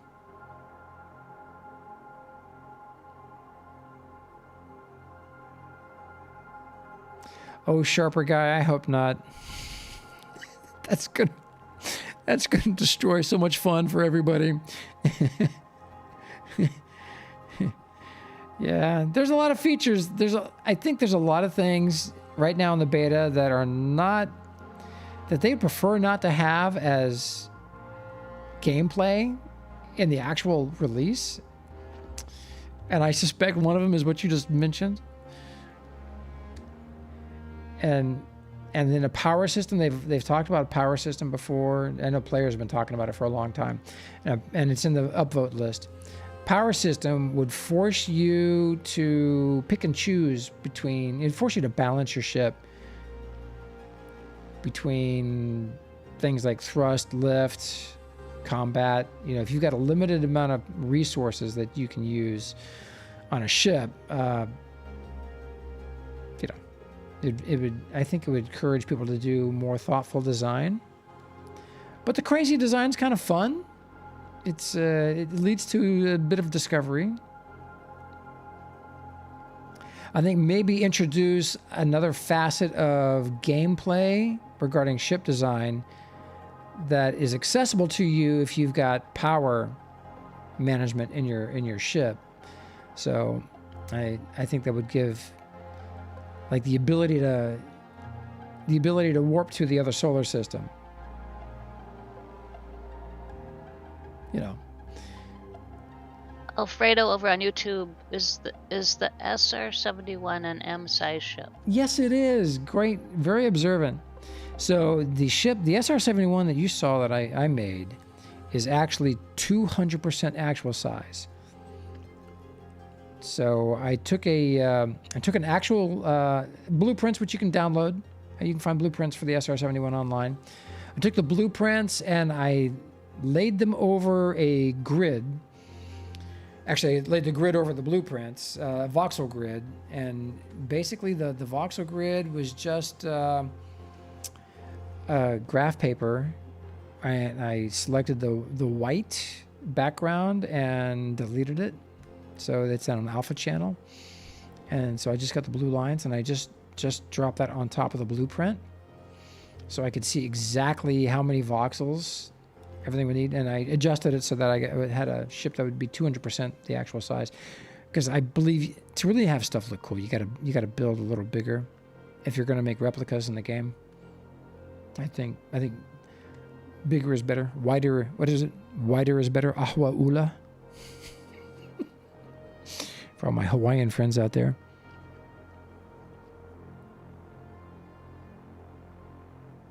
Yeah, Fjord Face. There you go. It's something. Add a gameplay feature that is only accessible if your ship has power management. And I think that would, I think that there's a way that people can still do the crazy designs and have fun and learn, because it's a great learning experience. And then to access that other playable feature only with power systems, I think would force the serious thinkers in the game to, you know, they'd want to do that, want to re-engineer their ship to bring an extra level of realism for them. Thanks for the follow, Booga Champ. Booga, hey man, welcome, dude. I was wondering, Magic, I should probably activate on screen the overlay for that. I don't think I have it. Yeah, we haven't been seeing those guys, seeing the follows. Yeah. If we missed anyone, sorry. Good morning, David. David, hey man.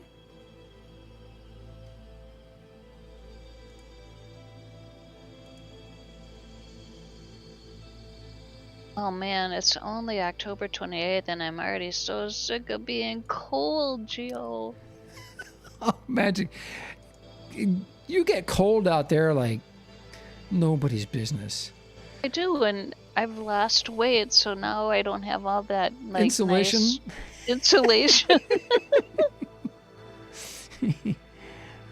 Oh my.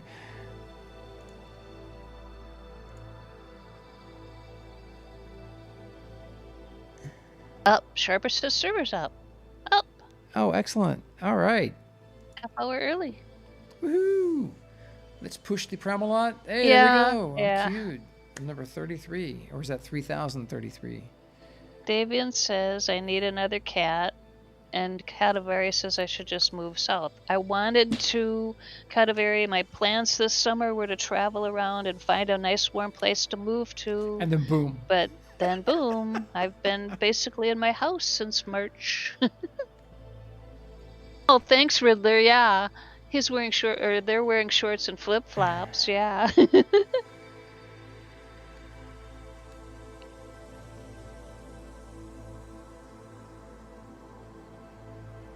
And guys, if you have some interesting ideas, you and your little crew have been kicking around, please feel free to share them here, because as you know, we talk with the folks over at NQ, and JC we're gonna be interviewing him on the 6th of November.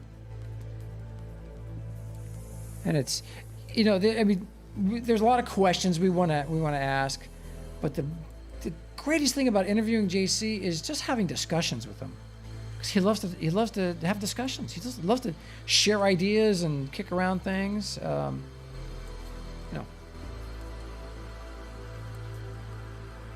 Ah, Josh. He's taunting you. I know. My neighbor just got back from Tampa. 85 degrees. Someone in the show was just south of Tampa. Yeah, they were in their neighborhood. That's so funny. Or maybe it was my neighbor watching Maybe remotely, your neighbor. checking on his dog.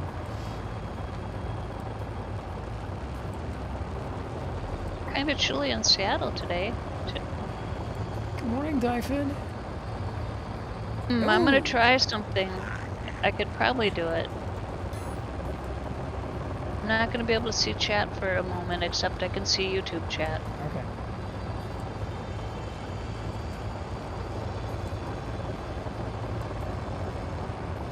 Music back just a little bit. All right. I'm here. I'm in the subterranean bowels of the spaceport. And this is where we have the industry lines set up. This one over here manufactures large static cores, all automated fire and forget. This one makes paving materials. Just drop stuff in the hopper, and out the other end comes the stuff we need. And this one makes the luminescent glass. So it's automated, just drop stuff in there, and we're going to be helping not just not just using it here at the spaceport, but we're going to be sending all the rest to the space station because they need absolute tons of that stuff. And then this is the gear I've got down here for the DIY stuff. I need to increase the height of the platform down here, but when we get it. Industry stuff is cool, but yeah, there's so much to do. So that's underground, like that's ground above you? Mm-hmm. Cool. Yeah, use the flatten tool to make all of that. Okay. And woohoo! Daylight! Oh man, that's fantastic.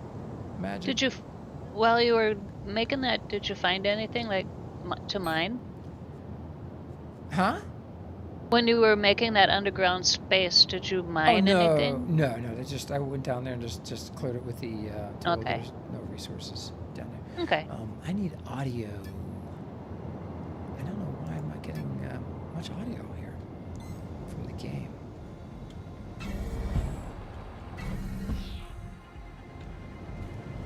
Strange. I'm not getting any audio. Weird. Do you guys hear game audio? Oh goodness, let's see. Yeah, you should go down by your industry and listen. Oh, again. it's because I had monitor turned off. Okay, so you guys are hearing it. I'm just not. Oh. There we okay. go. Yeah, the industry was loud. I missed it. oh, hey, check it out. Someone... Oh, look at that ship. Holy smokes, who the heck is that?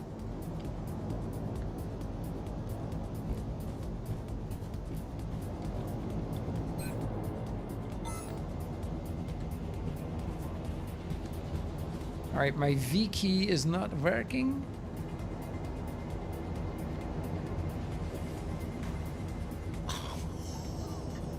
Oh my God! Magic! And when I hit V, I don't get anything. I don't know why it's not working. I want to know who that is. Oh.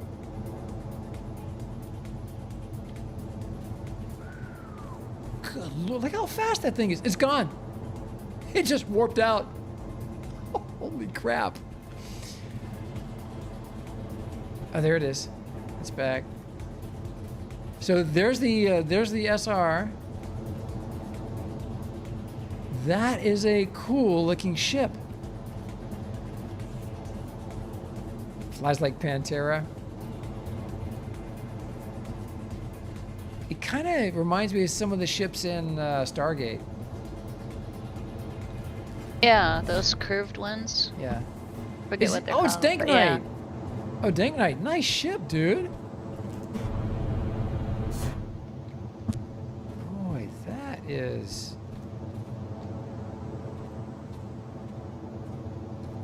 Nicely done, man. Holy cow. Yeah, it does. It looks like one. What are Look- they called? I can't remember.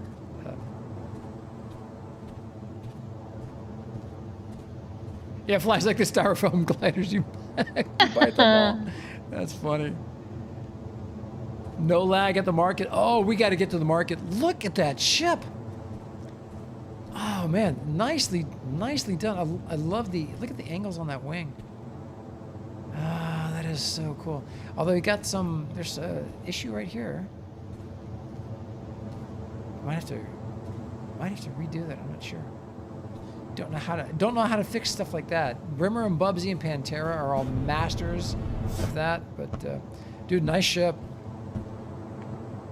Jeez, it's so aerobatic.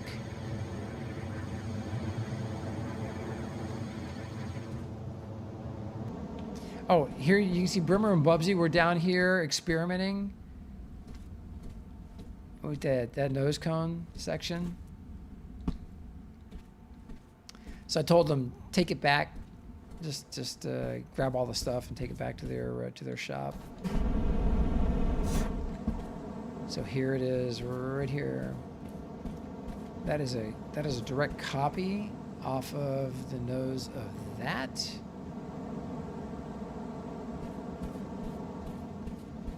All right, time to get in the angler ship.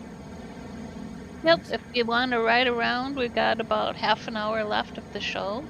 But I got 4 minutes. And really quickly, everybody, this is the ship that we're giving away right here, made by Brimmer and Bubsy. And look at that just how they make that stuff. They showed me how. So I promised I'd do a little tutorial on how to use their technique on your own ship. The tutorial will not show you how to make this ship. They did not show me that. This is called the Black Widow, just in time for Halloween. I like Pantera's Black Widow better. God, that thing is dreadful. And you see that. So what's really cool, and they showed me how to do this. You guys are going to be so excited when you learn how, that it's so easy. So look how thin that wing is. It's got different materials on the bottom. Let's see, hit H, that's polished black aluminum. Oh wait, he's got this one. All right, this one has. All right, this one has the same materials on both sides. Oh no! Never mind. Here we go. Never. Wait. So on this side, we've got the white luminescent glass. Look at this! Look at this airfoil. And then, Bounce. Yeah. And then right here, polished red steel. I kid you not. That little thin voxel, I'll show you guys how to get, at some point, I'll show you how to do this. When they showed me, it was so stinking easy. Oh my God. You won't believe it. And here's my version. So mine is a Mark 9? Yeah, this Yep. one. No, this one's a Mark 7. They gave me a Mark 9 over here though.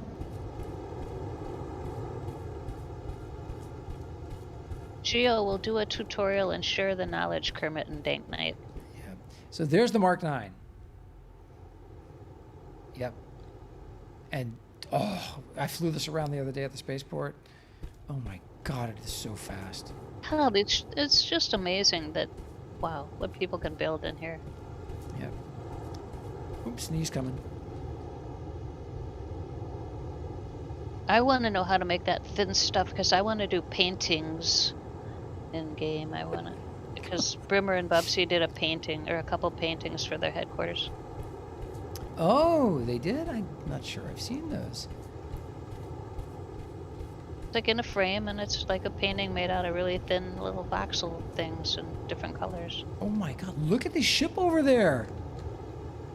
Where? Here at the spaceport. No, but where? Point your camera Black at it. Cat. There. Black Cat. Hey, good morning, man. Good morning. And hello, everybody. Oh, it looks like a pontoon plane, kind of. It's cool. Oh, it looks like it's got a face. It does. It's got a face. It's a dog. Oh, I gotta go into build mode. I'm gonna get up high enough to see it. Look at that magic. Yeah. Look at that. It's like a puppy face. And the eyeballs are seats. Oh, that's cute. That is amazing. Oh my God, people are so creative. And here again, we have, this one's got, the wings are just 1 voxel thick on this one. Yeah. Yeah. Oh. I think it was Dank Knight said that he envisioned a giant dove avatar picking up the market, shaking off all the loose ships and setting it down someplace nice and clean again. Oh my. So look at this. Okay, I want to talk a moment about the Voxel Forge. Look at the ship. One of my favorite ships in the entire game. The ship is made by the Kurgan, who's making the diner next to me. But the propellers on this were made by Pantera. Now with a voxel forge, he can make giant versions of those, or even go with that version, but make a large version and then shrink it down as an element. You know, convert it to an element and then shrink it down and be able to give it motion. If we can give at some point, can you imagine then having propellers that turn? Yeah, the Federation of Wintersoul says if the game had spin blocks. Yeah, that would help too. But there are a lot of considerations when you're doing stuff like that. Some more ships. Oh, look at this. There it is. That's the grasshopper. Cool looking ship. Yeah, so Gio invites everyone on a VR tour in this streamer VR ship, and then we're squirreling around the spaceport.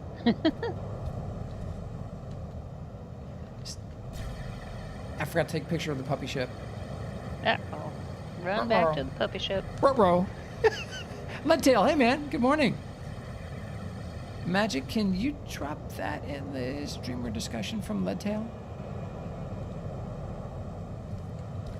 That's the one I want to go see.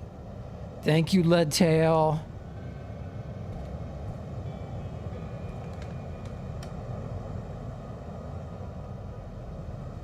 Look at that. That is so cool.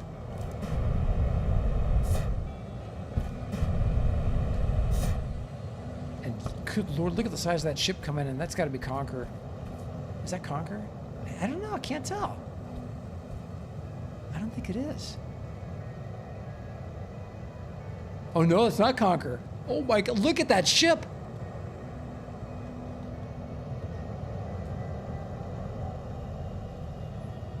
Oh my God, I love this game.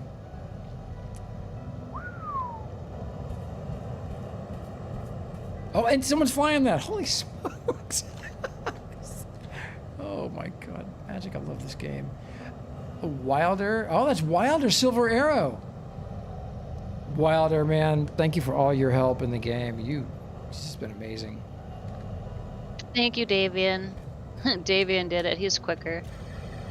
Because you know, Joe, I'm on 2 different computers, so I had to email myself, but Davian beat me to it. Okay, thank you, Davian.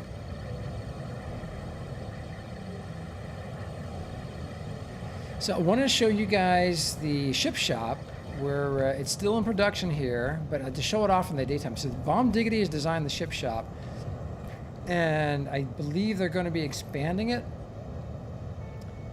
So they put some guideposts out here, some markers for where they think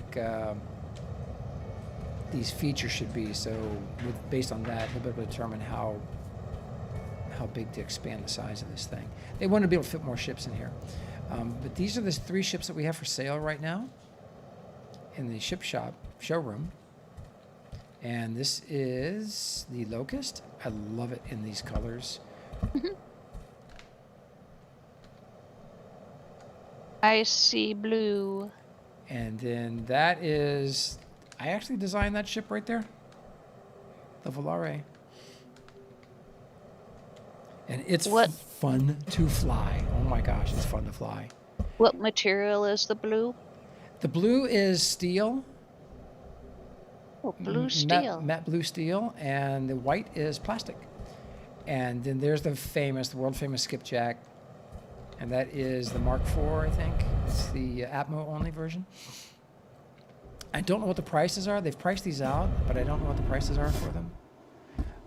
But I made this in the early part of the alpha, and it had some serious anomalies that I was able to fix in an hour. Magic. Yeah. Yeah, where the arms there connect to the body, where the arms connect to the body on this thing, I was able to fix those, and it's super clean and crisp. Anyway. Okay, so Conker wanted to know if that was voxel writing on the Volare. Is it a transparent screen or voxel writing? Oh, that is a transparent screen on the nose. And look, if you, I know it's easy to do in Photoshop, probably also do it in GIMP, but you do your text, pick the font you want, and then just save your graphic as an SVG file, and then go to the SVG file, open it up, select all, copy, and then come into the game and paste the SVG code into quick HTML or quick SVG rather.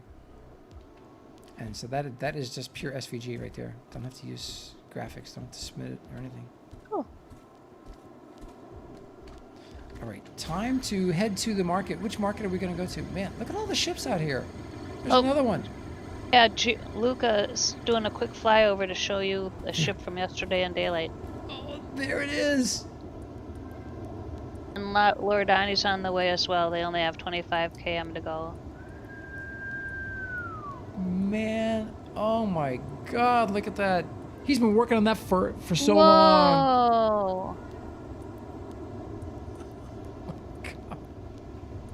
That is insane. Holy crap. And look at that, it just stops in midair.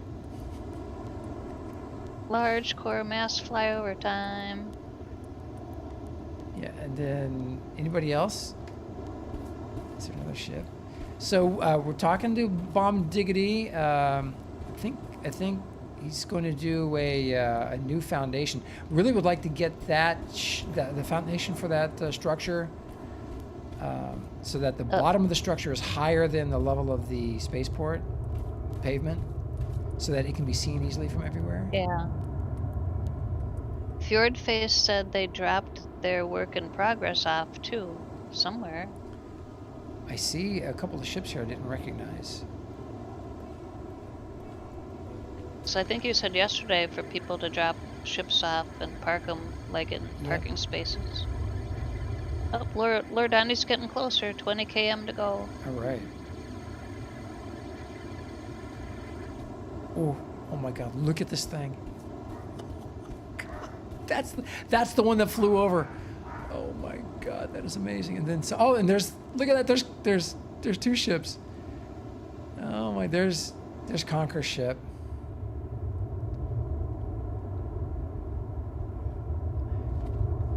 So too bad it looks like we're getting some synchronization issues. Yeah. So it looks like it's just stuck in midair. And I don't know if there's a setting on my settings I can change to improve that, or if that's just the way the server's updating. Somebody's jumping up on top, Yeah, jumping I saw up that. and down it. Yeah. Look at that. Oh my God, that is amazing. One of the coolest ships in the entire freaking game. Hey, Cerula, good morning, man. Think it just lowers the update when players are further away. So, okay, let's see who this is here. That is Fjordface. Oh, that's the ship that's a work in progress. Oh. I love this. Oh my God, look at that. I love the design. That reminds me of the way that the guy had that League of Extraordinary Gentlemen ship. The way he's got this stair step down there looks great because the face is nice and smooth and crisp. Dude, nice ship. I love these colors. Oh, this is the pilot seat is back here? I thought it was up front. Oh, that's cool. Oh, that's smart, you know. You're like the last element to explode is going to be that one. Dude. Oh my God, what an amazing ship. Look at this. Work in progress, he says. Very cool. Take pictures, Joe. Thank you, Magic. I keep forgetting. Did you go back and take a picture of that puppy? Yes, I did. Okay. Wow, that is cool looking. We will get to the markets here momentarily. We got about 15 minutes. I can go longer, a little bit longer. Okay. I was going to have lunch with the coffee guys today, but they rescheduled. Let me make sure. Don't want to stand up the coffee guys. Oh my God. Well, not like you wouldn't see him again, ever. Yeah. Well, the next time I see him may be the last. They're all like ex-special forces and Yeah, all stuff.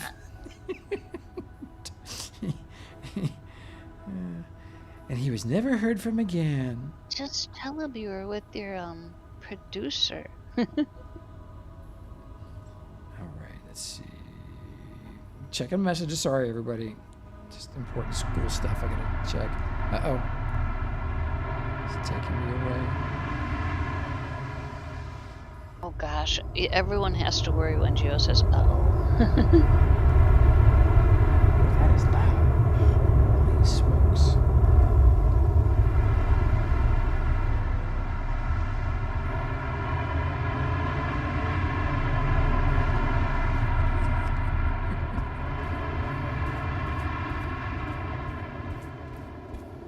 What an amazing ship.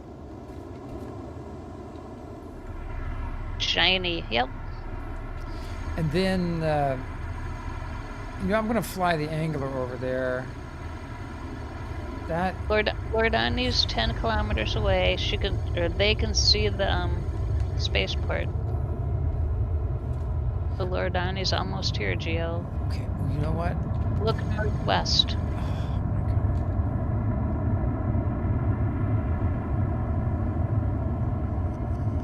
There! Oh my gosh! Oh wait, that's Fjord Face taking off. Oh my. Oh, he's doing a loop-de-loop. Holy smokes. An Immelman. Jakey, hey man.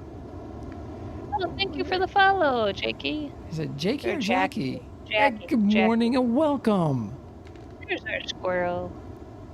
All right, so he said he's coming from the west. Northwest. Northwest. Thanks for the follow, Aka Nixon. Aka Nixon. AKA Nixon. Cool. Welcome to the show. Oh man. If anyone has spaceport coordinates, you can paste them in Twitch. I'm not in game, so I can't. What Conquer ship is just, that thing is just amazing. Conquer, I'm curious how much that ship cost to reproduce. Whoa. And given the design, you know, to add weapons to it would like ruin the design. We need lasers that you can hide in the elements or something. I don't know. 40 million?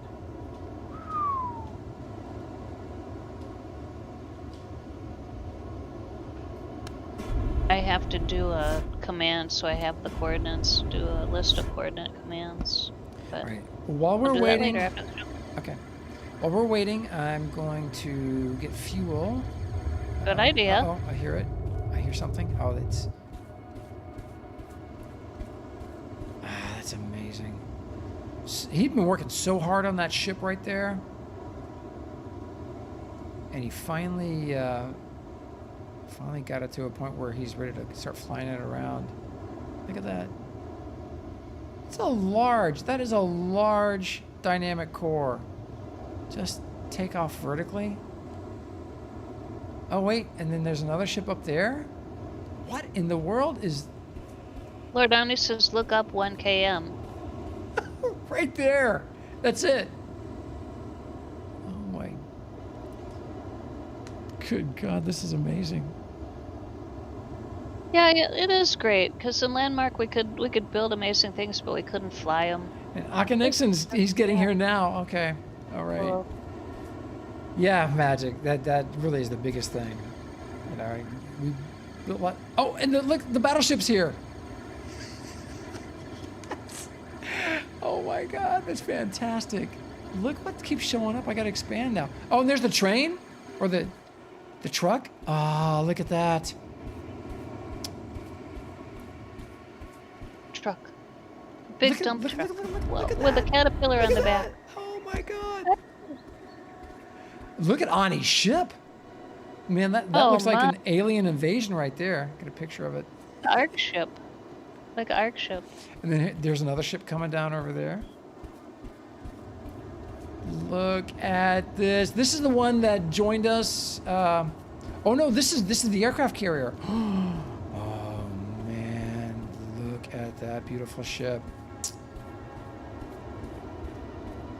That's insane. Homeworld ship. Luca, this is Luca's ship. Yep. Okay, there's so many chats going on. Okay, that ship's Luca. That's Okay.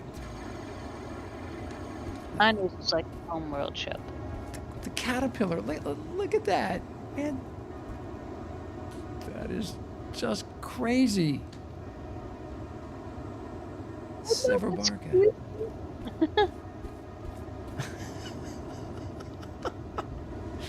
Oh my god. The creativity this game inspires is just... Oh, and it's not only a little caterpillar, it's look, it's lifting up the thing. Yeah. Alright. Declares linked container, reset. I don't know if they fixed this bug yet. I haven't checked the patch notes, but when you're declaring new containers, you need to go through that little step. Declare it, reset, and redeclare it.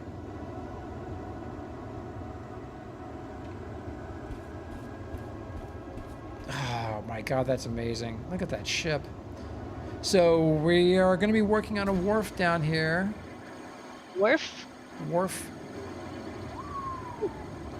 Oh my god. Ani, that ship is gigantic! Yeah, they say the outside is done, it's flyable, but no interior work done. Oh my gosh, it's huge! That's just insane.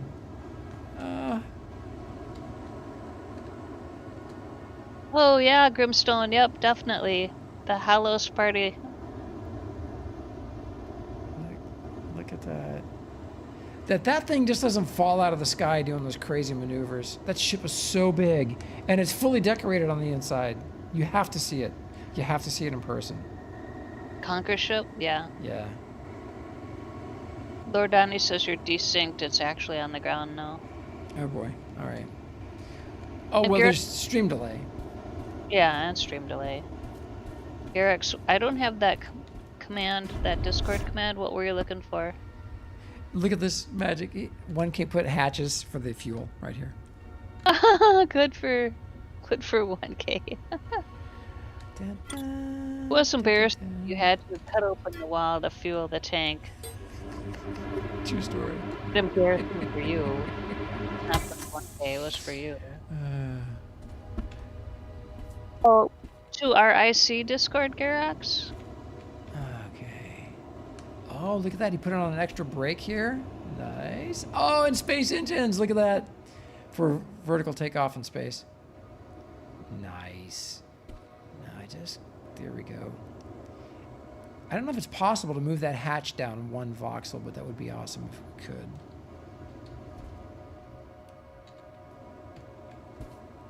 And then space fuel. Let's see. I'm not sure how much space fuel I got on this sucker. Oh, we got plenty of space fuel. All right.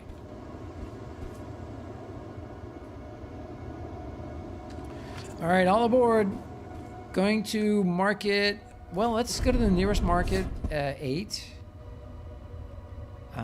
Yes. Let's go to market 7. I can avoid the towers that way. Did everyone that... Oh, Lordani, to be honest, this was the first time that ship was ever flown. Look at that thing. Oh, dude, that is beautiful. Did everyone get here that was on the way with a ship? Akonixon? Did you get here? There's a ship flying around, a small ship. I'm not sure if that's him or not. Coming from the north. They're coming from the north. So we almost got everyone Okay. that's flying. All right. Then I won't leave yet. This is a taxiway that goes from the museum to the diner, where the fuel station is going to be.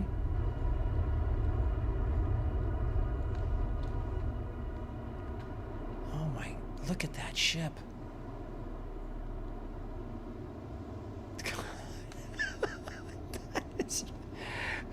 How you guys make this stuff? Oh my god. Look at that. What I like about that gigantic ship is that you can park it darn near anywhere.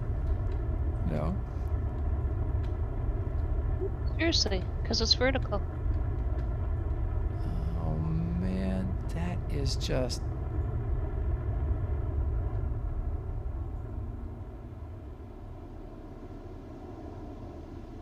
can't wait to see the interior of that ship.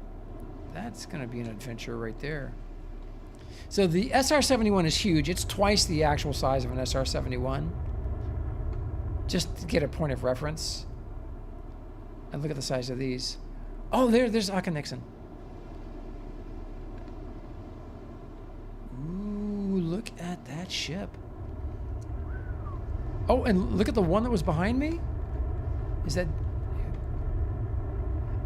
I've seen that one around. Oh, cool ship. Man, how many large containers is that? 6? That little ship hauls around 6 large containers? Wow.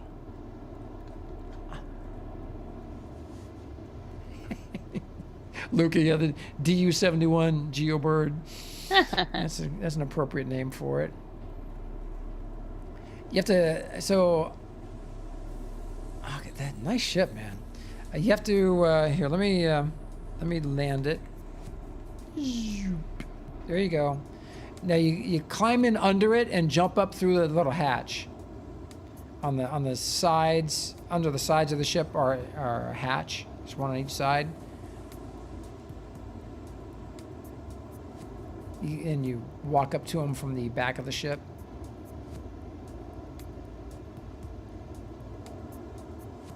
Bringing it over, Lord Ani. That was really nice.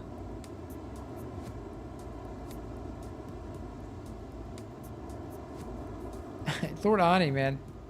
So Ani, are you moving a base closer to ours?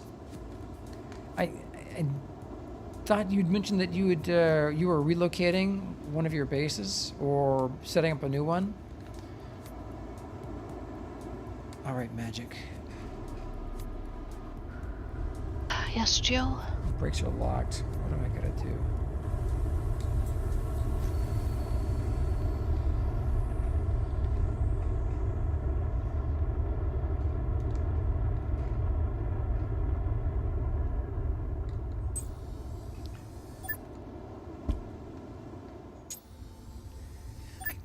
I couldn't remember how to unlock my brakes.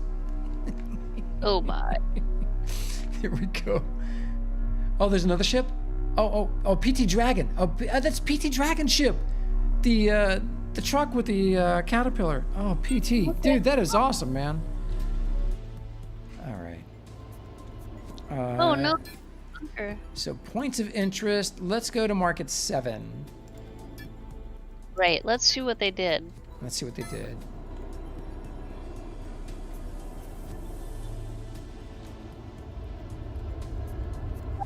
Lord Ani says they did build did we a... lose somebody? Oh, he's gonna, okay. Dank, is that your ship over there? That is a gorgeous ship. Based off a Bobcat.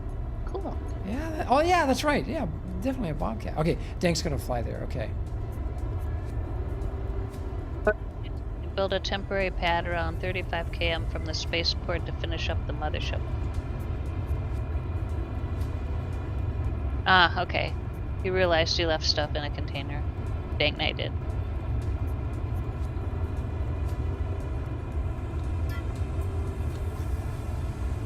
And Michael over on YouTube, probably a really long time ago, said that they've been working on a small core Slave 1. Oh, yeah, you know what? He mentioned something about that last time.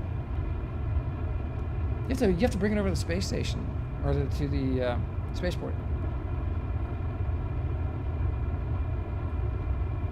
So the voting on the name for the space station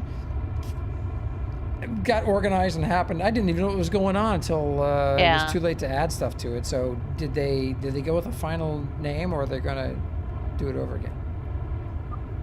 Alright, let me check announcements. Because the name that won the straw poll was the Nexus.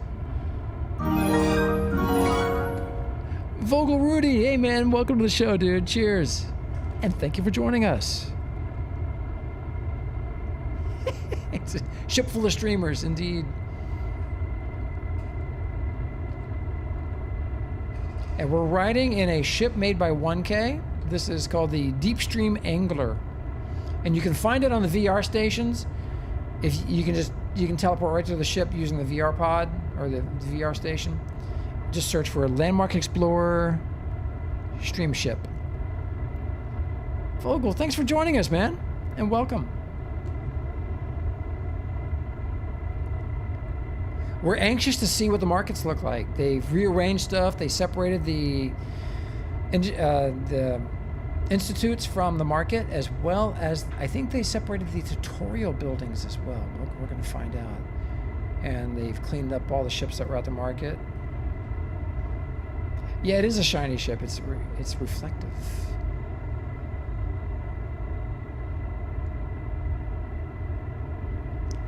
And Magic, I don't know how many disconnects I'll get today. But yesterday, I managed to stay connected in the game for 8 hours.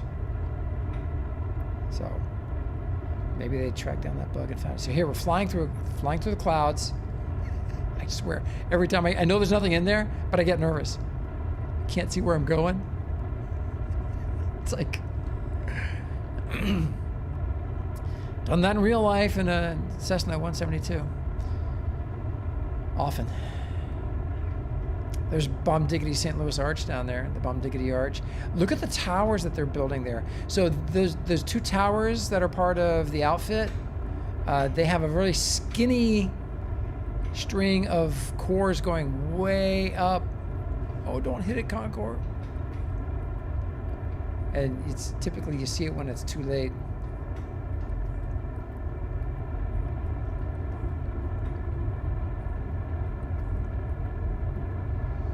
I'm not seeing an announcement for the winning name, and I have a suspicion I know why, so. Okay.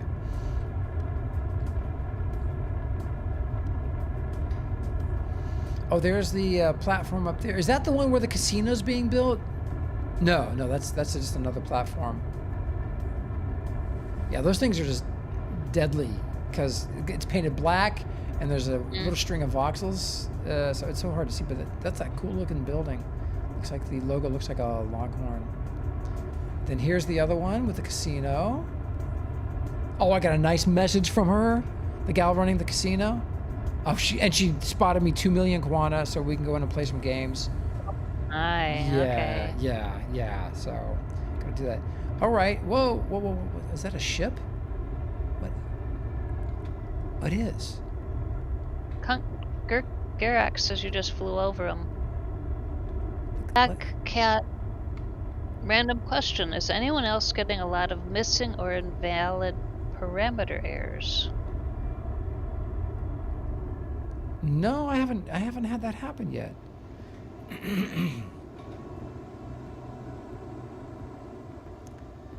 Look at all the cool ships here. Well, everything's still here, Magic. I think. Okay. Oh no, wait. The institute's gone. The foundation is there. But the building, that's why the buildings are moved. Conker said more parking. That's what he meant by that, more parking. Good morning. Hey, David. Oh, there's Kermit. So when you go in to the market building, the market kiosks are all gone. What? And because they moved the markets too. What? There's a separate market for each district, about a couple kilometers. Oh, away. they haven't updated. They haven't updated it in the points of interest. So they keep scrolling down. You'll see separate bookmarks for markets. All right. Well, let's run around here. I want to check it out. Look at all the ships at this place. Markets are standalone. And Dyfed, how are you, man? It's nice to hear your voice. Doing all right. Been having some troubles with a tooth. Aw. Most likely getting a root canal next week. Oh no, dude. Oh. Ouch. Yeah. Thanks, Grimstone. Markets are standalones now. Someone just landed a ship on me. I think. Eternal Dreamer asks, do people usually travel long distances in the atmosphere on Aliath? Yes, they do. I'm one of them. just because I like flying around. I love it. And look at this character. Oh my god, that thing is so crazy. That is, Yeah. yeah. Look at these ships. I love this one. This one's got a bit of a Star Wars vibe to it. Dyfid, is it indeed a Star Wars ship? Yeah, that's a Corellian Corvette. That's the Okay. ship that Princess Leia's on in the very first movie. Got it. Okay. And then That's the one that Uber Nerd was working on, but he did the shell before the engines, and it did not fly well, so he scrapped it. okay. Which is too bad because appearance-wise, it was one of the best I've seen so far. Look at the ship out here. It's a bug with a spiky tail. That is crazy looking. Let me zoom in. Hold on. General settings. Oh, I'm already kind of zoomed in. Let's go to 60. Look at that.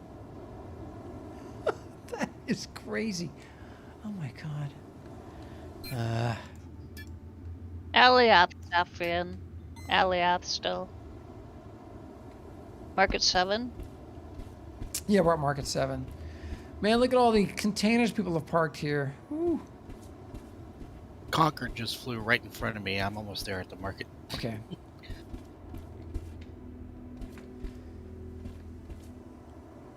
Oh, they made a surfboard out of the white luminescent glass. Oh, that is cool looking. I bet that thing's fun to fly. I've got a copy of one of those surfboards, the Hagboard. Yeah. Here we go. The markets have moved. Attention, Novians. As well as the institutes. Let's go see what's up here.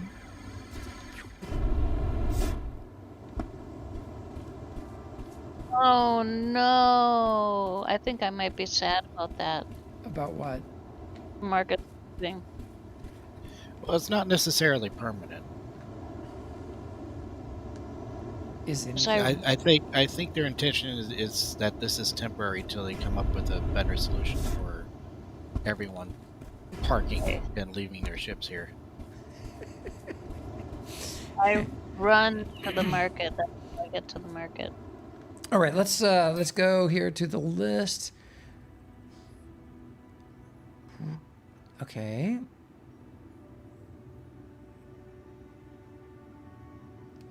There's the new list of markets. Let's go to district market. Just a little bit further away. I believe it's over here. Over there. So it is.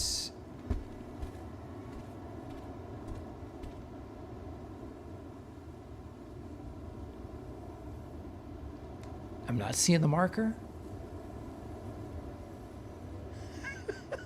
Totally lost.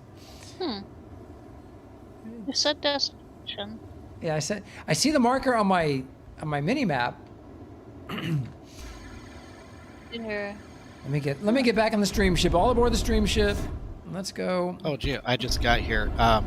Next to the Corellian cruiser, right next to it, is another Star Wars ship that's from one of the old X-Wing games.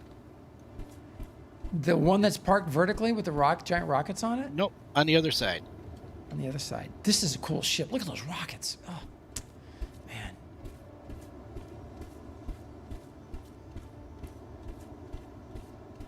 Oh, yeah. Yep. This one? I got a picture It's of it. a variant of the same type of ship that Han Solo flies. Oh, this one right here? Yeah. Only the Delta, the YT-2000? Yeah. See, the Millennium Falcon is a YT-1300. Oh. This is like a later model, and they moved the cockpit to the center instead of the side. So this is a ship that you mostly fly in X-Wing Alliance, which is, in my opinion, the best of all the X-Wing games. Let's go. Oh my! Look at this ship. That's liftoffs. Oh my God, look at that. The 170E. Oh, liftoff. That's insane. That's gorgeous, dude. And then Kermit. Yeah. Josh says that's his new S-Core.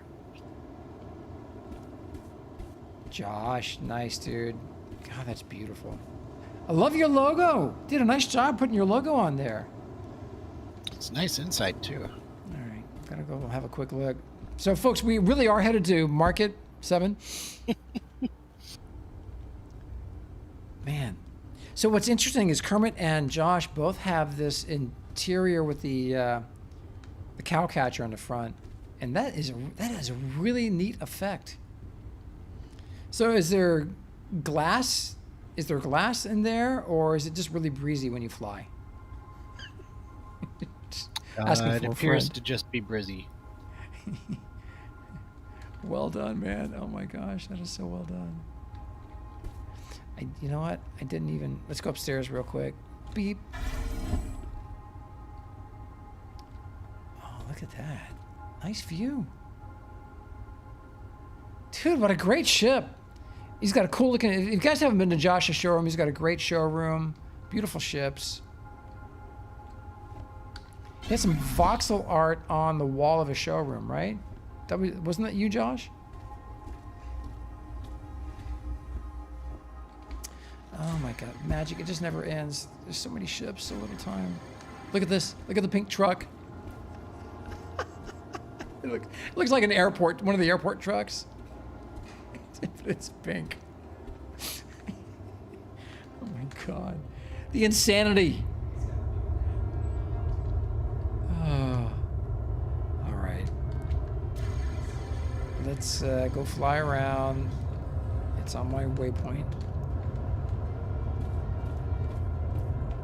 Kermit, that is amazing. Your ship is beautiful. There's a lot of people flying in here to the market going, "Doo!"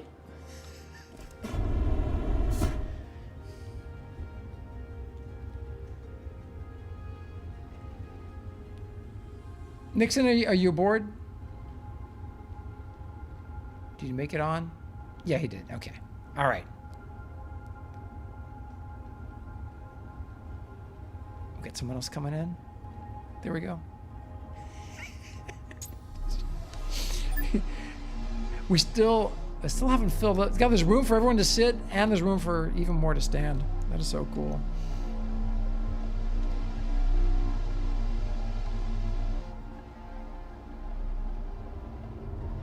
Ah, there's the market.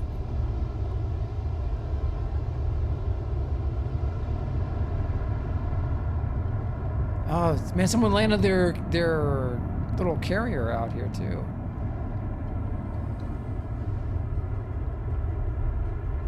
You know what I'm excited for is Hyperion's hosting of the Alioth Aerospace Expo.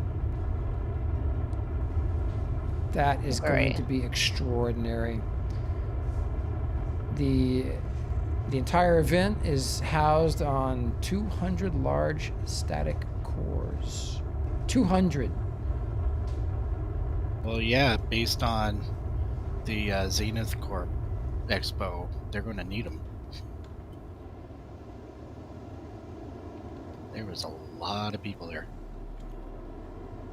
The Zenith Corp, that thing wasn't much bigger in terms of square footage than our spaceport, which tells me that when we start hosting fly-ins at the spaceport, it's going to have to be at least twice the current size, if not 4 times. So here we are. So is this now, okay, so this is like just a normal market building. Okay. All right. This is, yeah, the whole idea again is just to spread people out so they're not all parked in one space to help with frame rates. So what are they going to do with the amazing building Shatari made? I don't know. I mean, it's still there at the moment, but I don't know. They do have in one of the sections there in Shatari's building a teleport to take you to the Institute. which is over by the ARC ship now. And teleport to the market too. So Yeah, oh, they do need to do that. so there's just one incident. Look at that ship. Oh my, holy smokes. Oh dear God, look at this thing. Yeah. Which thing? That This flying ship one? that just landed. Okay. Oh, too bad it's got some... Wait a minute. That looks deliberate. The serrated edges look deliberate. Yeah, it looks Because like it kind of matches the motif. Have we seen this ship before? So look at its name. I think it's like an arrow or Something hauntingly familiar about it. It's the muffin tops. Are you kidding me? Staccato.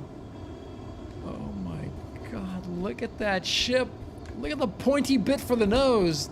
That's incredible. It's got that Lockheed, stealth vibe going. yeah. That is. Yeah, I was building one at one point, and I got a point like that, but I kept going and ended up with an inverted voxel. Wow. It was like just a inside-out square. Interesting. Look at that. Oh my, I love that ship. It's kind of, the body design is a little bit like the Aurora. Whoa. Oh my God. Don't hit the elevator. Did you count the number of large Atmos on that sucker? No, he took off too fast because he had too many. I have one on my SR. I used to have two, but I rearranged it. And then I don't remember seeing these ships when we landed. Look at that thing. You went to Market 7, right, Gio? I'm at Market 7, yeah. Battlestone Gaming says you can come by their place if you're short of locations to visit, working on some big projects 17K away from Market 9. Okay, Battlestone can, I don't know, have you been to our Discord? So we're Infinity Corporation, and if you can join our Discord as a guest, or you can send a message to Magic here, either on Twitch, YouTube, or oh my God, listen to the engines roaring. I love the shit.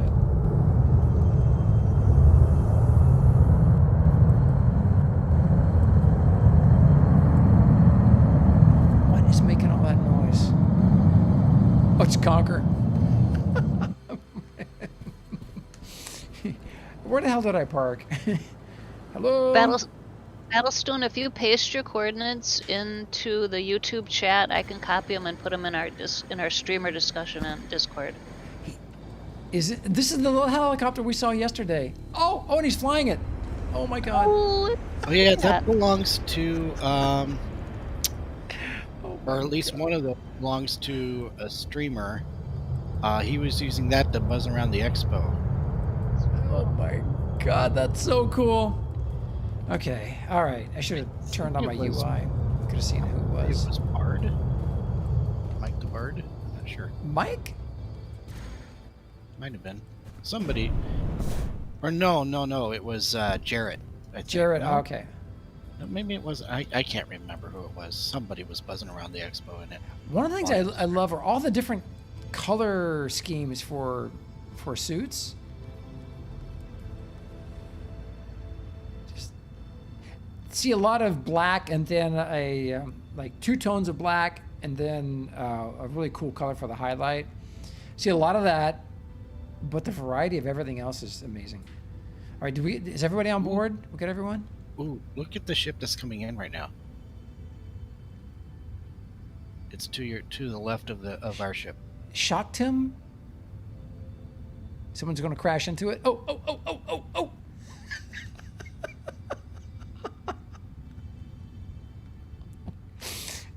That's amazing. Look at those ships.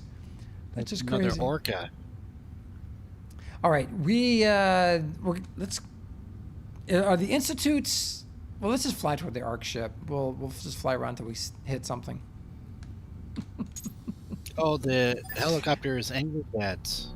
Who? Sign. Angry Dad. Angry Dad. Oh yeah. Oh, that's cool. That Okay. was him in that one. I guess he has it for sale. Okay. Where is...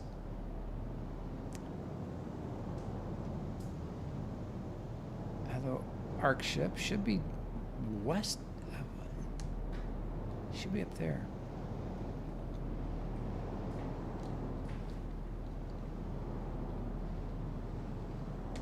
Yeah, Alfredo, that's kind of what Geo's known for. Alfredo on YouTube says he really likes to see how you enjoy watching other players' ships. Yep. Yeah. It, I appreciate the amount of effort that it takes to make something. And the other thing I appreciate is even if people don't find certain ships just really appealing. Almost had a mid-air collision there. I appreciate how much the people who made their ship, how proud they are of it, and how much they enjoy it. So you get a lot of that here. Josh says he traded one of his Trum bikes to Angry Dad for one of those helicopters. No. Oh, sweet. That's perfect. Oh, that's so perfect. Really need to get Pantera to make some propellers for that guy. That'd be cool. Dude says it's his first day flying around with Geo, and this is so cool with the glass floor. Yep, that was the whole idea. Thank you, 1K. Yeah, 1K's a genius. This really is. Mad genius. All right, so now we just have one institute. Is that right? Is that correct? Just a single institute? Yep, that's it. Well, that kind of makes a lot of sense. I like that.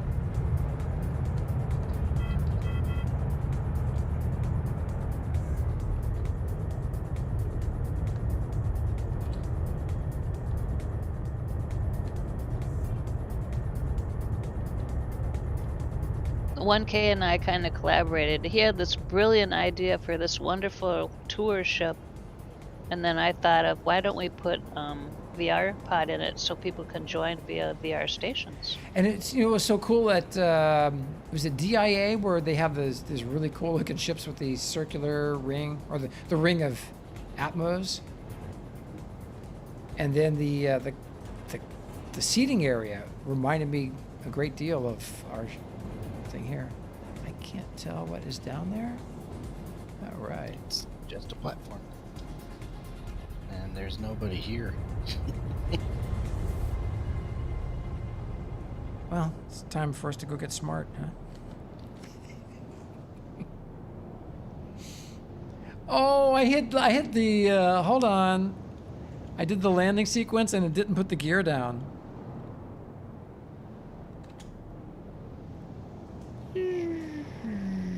There we go. I'll have to talk to Deaders. I thought the first thing the landing sequence did was put the gear down. All right, all ashore who's going ashore. Let's check it out.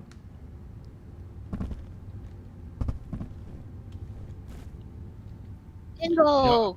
Nice to see you. We haven't seen Ingo for a long time. Ingo. Ingo! Hey, Ingoli Nuru, man. Welcome, dude. I wonder if do the landing gear come out automatically if you're a certain distance from the ground? Not the way they're programmed. Oh, okay. They should have come out when I hit Shift Alt 4 is the code.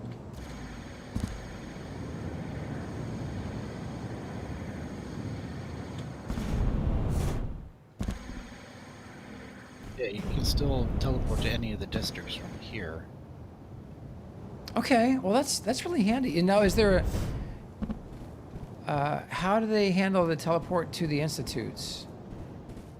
There's one across the aisle from the district teleports in the districts. Okay. There's just a single teleport here. Okay. Well, this actually makes a lot of sense. They didn't really need to duplicate this because when people do these, they get sent off to a different place. So it's good. They made new signs for the different institutes. Oh, look at that. See them from pretty much anywhere. Do we know if all the tutorials are functioning as intended now? Hey, Jimmy Dougal, welcome, man.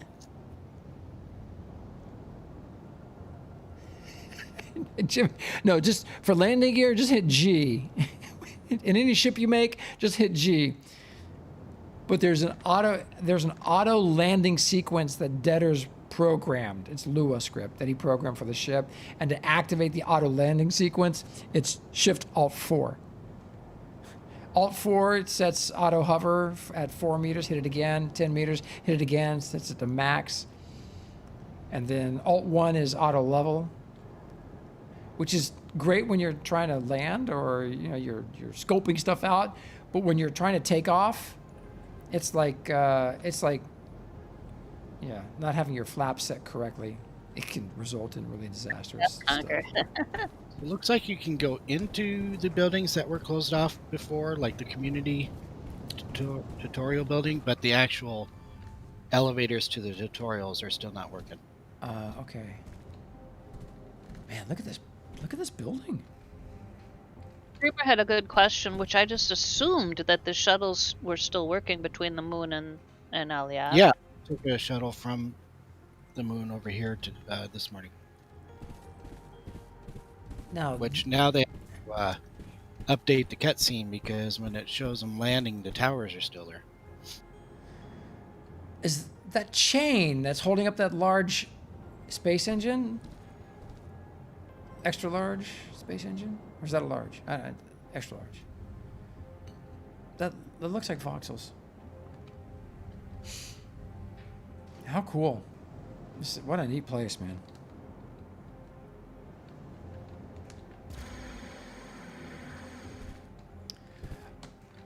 All right, so let's go visit, actually, Magic, I'm out of time.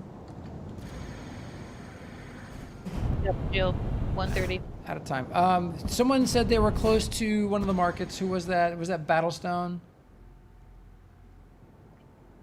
And and who did we visit? Who did we visit yesterday at the end of the show?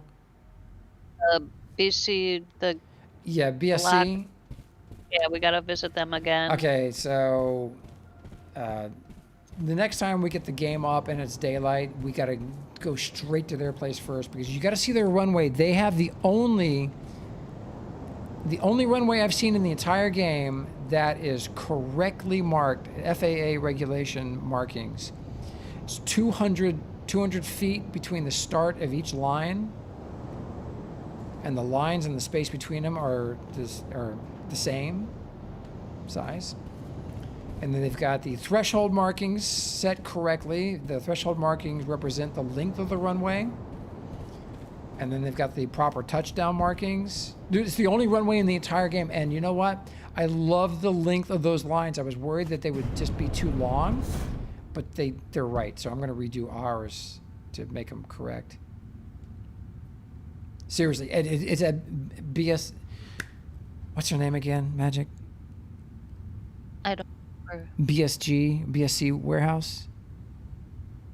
BSC warehouse, I believe. Okay. All right. Yeah, you gotta see their place. It's really cool. All right. So can someone send me those coordinates in game?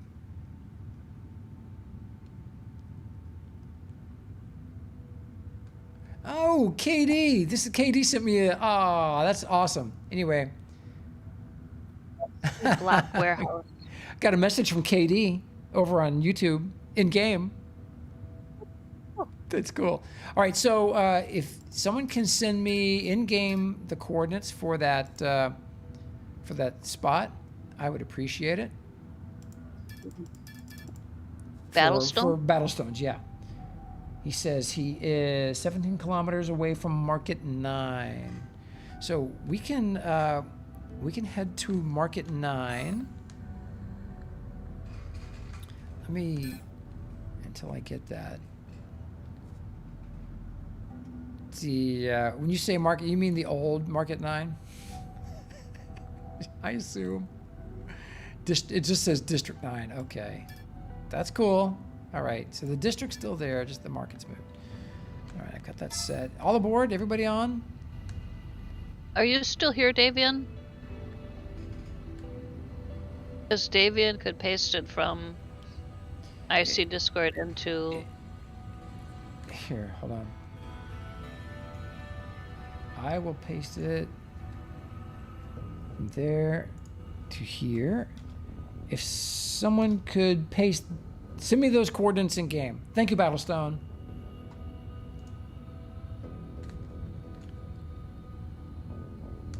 Yeah, send them to me in game. Because I game on a different rig. Because I don't do Discord on that one because you too much personal information there. It's hard to manage when you're a streamer. Thank you,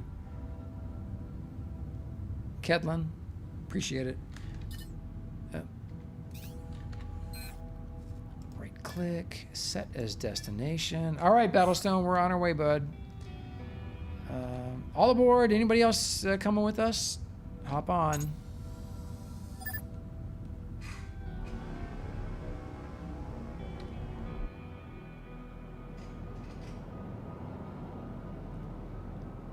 All right, I guess we got everybody. Oh, there's a cool ship right there. Magic. There's just more and more shit. Like every week that goes by, it's like the end, just a geometric increase, exponential increase, geometric increase. The number of ships. Exponential. Okay. This way. There we go. 35 kilometers. All right, not too bad. We'll get there in a hurry. The guy's name is Chicken Combo. Uh-oh. Woohoo.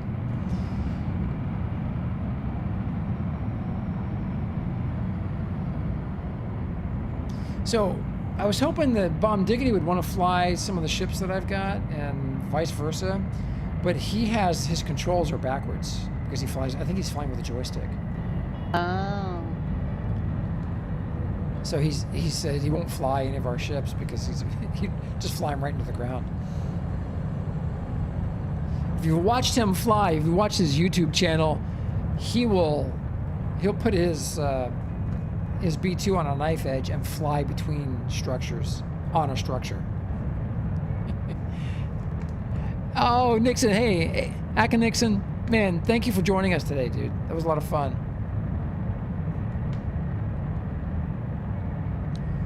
Oh, so there's what's left of a market right there. Frosty nuts. Welcome. Oh, magic. Oh, I was worried I was going to get a disconnect. Oh. It was close. Well, a lot of stuff. Whoa! Just missed that. Did you see that? Oh my gosh.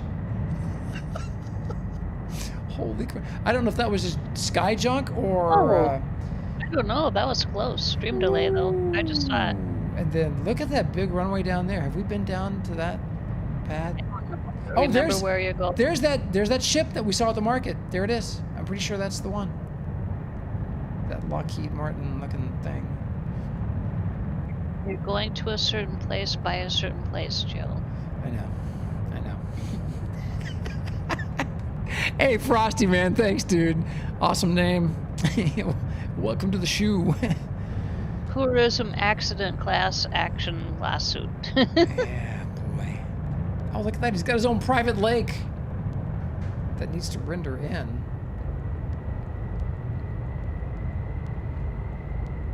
Oh, nice.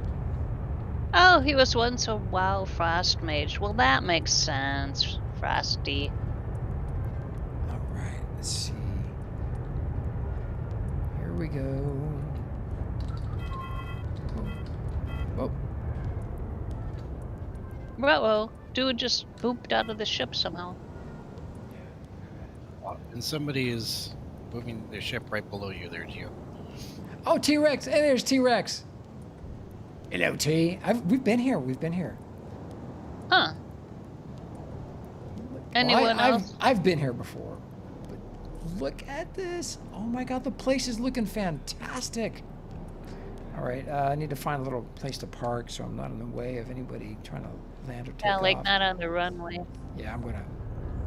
There's a little spot over here. 1K. You guys, I'm not gonna have a giggle fit today.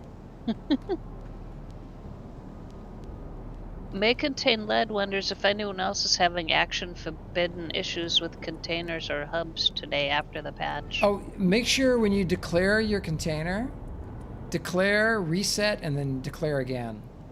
And let me know if you have trouble after doing that. All right, not perfect, but you know, good enough for our purposes. Oh, this is different, huh?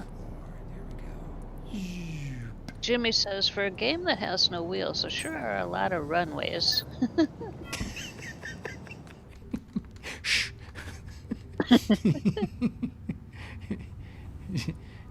Jimmy to the timeout, please. All right. We'd like wheels. The someday the moving parts, functional moving parts may come. We have a few bay doors, regular doors. Oh, look at this ship, Magic. Yeah, I was just so the one we parked right next to, apparently the builder is a Mopar fan because it's got a Hemi. Ah, okay. So this is a mini T-Rex miner.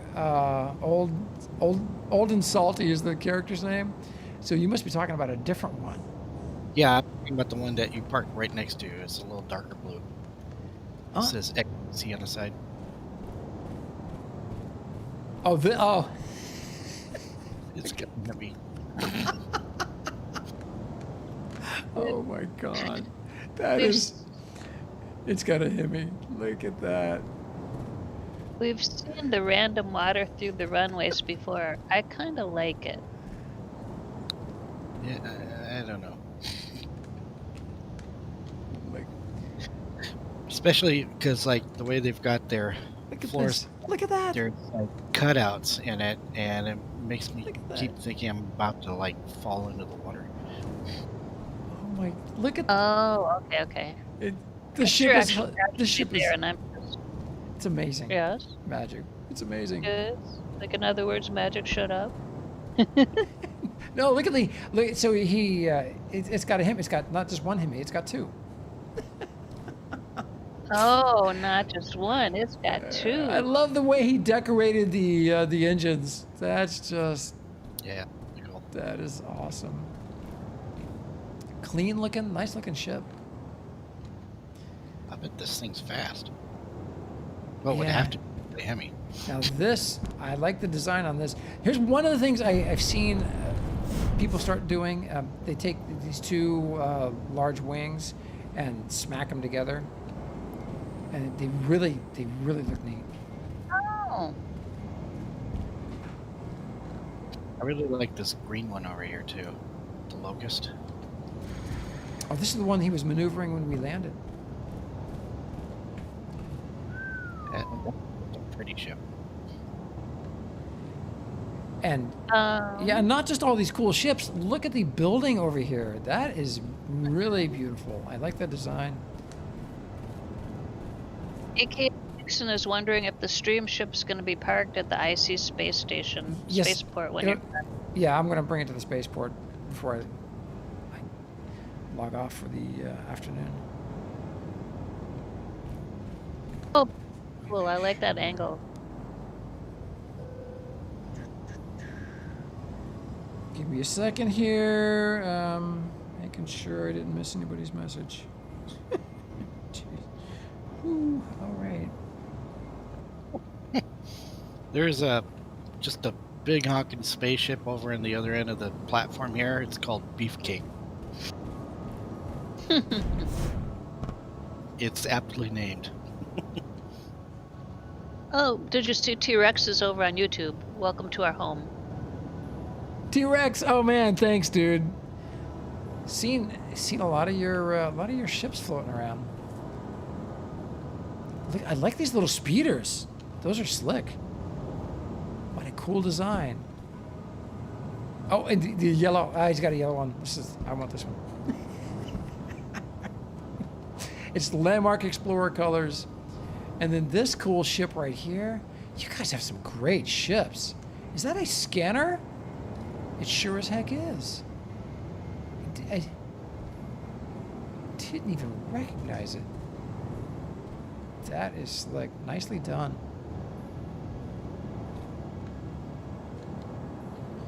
Magic. I love it when we get to a place and it's daytime, you know? I will get to that ship in just a second. It's hard not to go there first and just pass all these, but...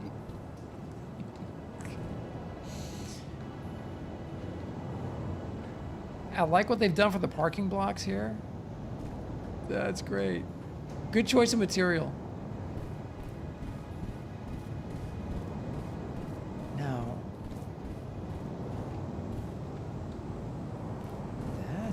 that's a nice looking ship.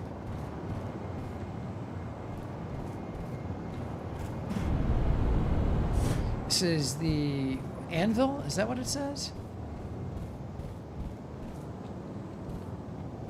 I like the two-tone there, but I think I would redo the letters in Lumicite unless you're trying to be not so visible. Yeah, I don't know. I like it. I like it. It's a nice look. It just I love seeing the names of ships in Lumicite. It's just me. You know me. I like the glowy stuff. This is a beautiful ship, though. Very tastefully I don't know. done. Oh, it is too. Yeah, very tastefully done. What, is that another ship? It is. That's great. Oh, those are cool looking. Wow. Oh, on the big ship? Yeah. The owner is Bam Bam. Are you kidding me? What an epic day. That's Bam Bam. That's the butterfly. 1K is adding change M vertical lights to L vertical lights on stream ship to his list.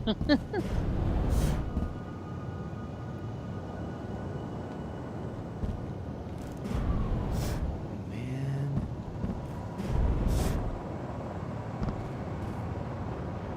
Okay. The beefcake. There it is. By Battlestone. That And is there's actually amazing. 3 levels. They don't have an elevator going to them, so you have to kind of jump. Look at that ship.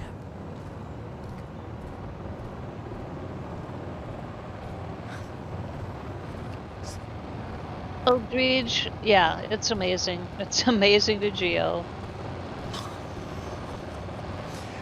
Oh, that's the material.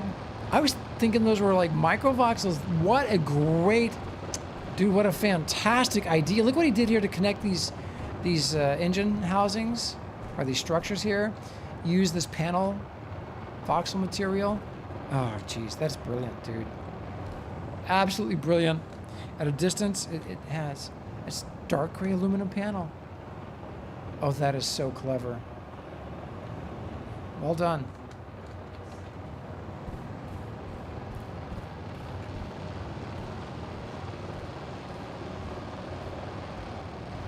And there's gigantic wings. Holy cow. So he's got these hover engines at an angle. When you angle these hover engines, are they effective? Does it work?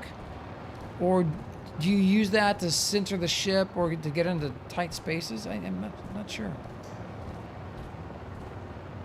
It's a really cool look, though. Love how they're embedded in each one of these structures. Oh, man, what a nice looking ship. It looks inspired by something we've seen in science fiction before. Check out the doors, Magic. That's awesome. I love doors like that. He's got them set so they open vertically. Now, Dyfed, you said to get where I need to jump? Yeah, I'm standing right where I'm standing. Okay. There's 2 other levels that you jump up to. What did I... Okay, oh, I see. All right. Oh, look at that.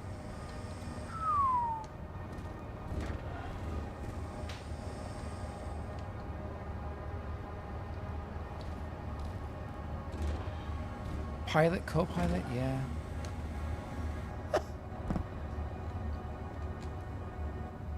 Actually, the pilot's chair is one floor up. One floor up. Oh, so are those gunner chairs then? I guess so. Or navigation? Looks like navigation chairs. Because the gunner chairs have the extra graphic. From here, just jump up to that little triangular area. Oh, he's got a VR pod here. We're not able to look. Granny-tastic. The name of that pod is Granny-tastic. Oh, wait, no, Granny-tastic is down there. Okay. Oh, I see. You know what? I like that you just have to jump to get up there. That's cool, especially when you park your ship upside down. That'll be fun. Oh, there's the radar. Is that the entire radar unit? Is that what it looks like, the whole thing? Or is that two I think so. elements? Yeah. Space radar medium. Okay. Any reason you don't have a large, other than it's $4 billion? Shiromar, hey man.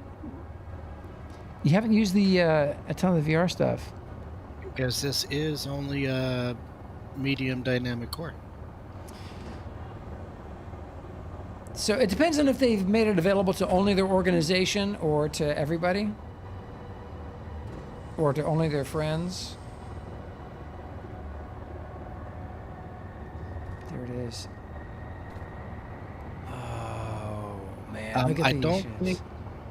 Shiromar, I know you can't pilot another ship when you're there through VR. I don't know about the gunners. Oh, you can't pilot a ship in VR mode? Nope. Oh, really? Yeah. Oh, that stinks. Well, I mean, that's kind of a PvP exploit if you think about it. I mean, you die, just VR back to your ship, you know. Yeah. Well, I don't think they want you doing that. Okay. But yeah, I don't know about the gunners. I don't know if I mean, to me, out. that's no different than just. Well, okay. When you use the res node, I see. The res node, there's consequences. VR, there's not. Oh God, he's got another ship, and of course, I've ignored the building behind me. Yeah, I was just going to say they've got an anvil marked anvil. Oh my! Look at this ship. That is cool looking. They've got it weaponized. Magic. We've seen so many amazing ships today. Oh, look at that. Natron, Kurgan, warp cells. Pretty organized here. There's their warp drive. Let me change the field of view here to totally wide.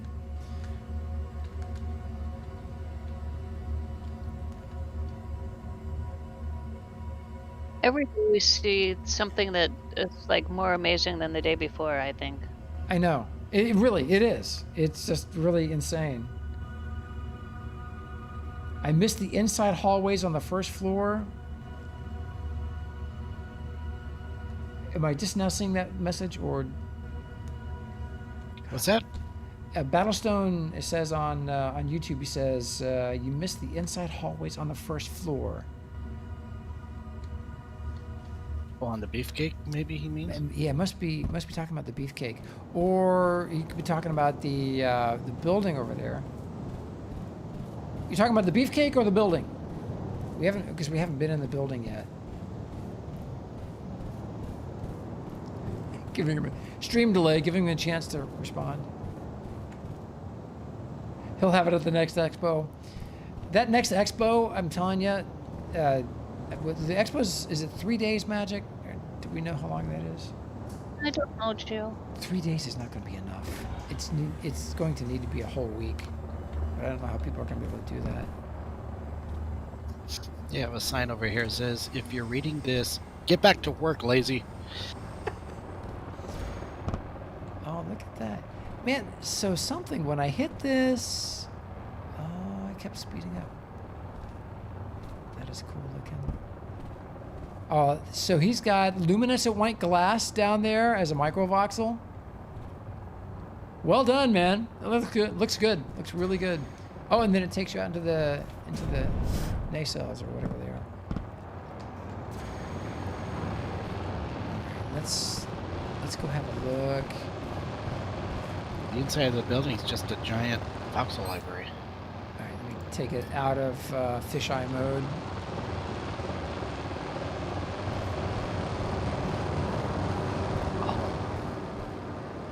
They've got this engine cowl here that, oh man, looks like an element.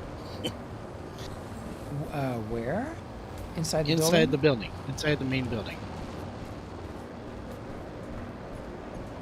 Right where I'm standing over here, look at this silver engine cowl.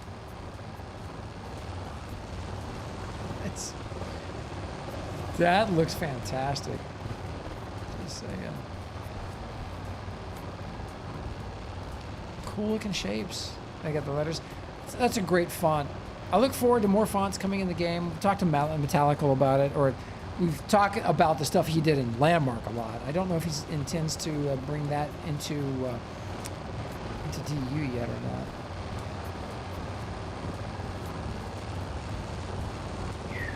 Man, they got a lot of cool ship parts in here. All right, all aboard the stream ship. Gonna head back to the spaceport and then call it a day. You go ahead. I'm VR, so I'm just going back to my base. Okay, all right. I can't get over that crazy ship. God. It's got a Hemi.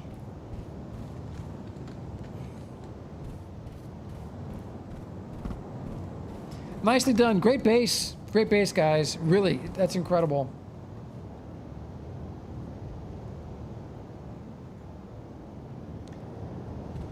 Really well done.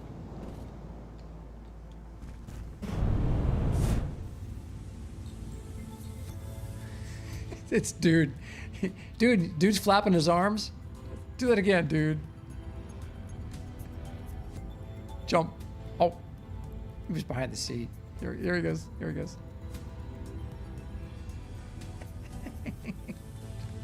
All right. I get entertained by so many things. Okay. Wow, that was incredible. Need to dial in the spaceport. You know what? I still don't think I've bookmarked it. I always make the control tower my destination. How far away are we?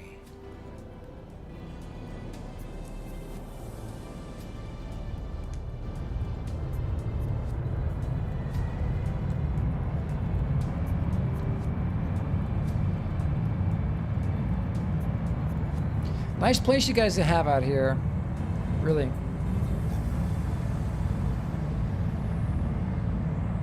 So magic, I'm hitting the little pockets of, I guess, more machines trying to process terrain and buildings that I'm seeing for the first time. And normally I would get disconnects when those would happen. So far I haven't done it. Hey, Thaz, welcome in.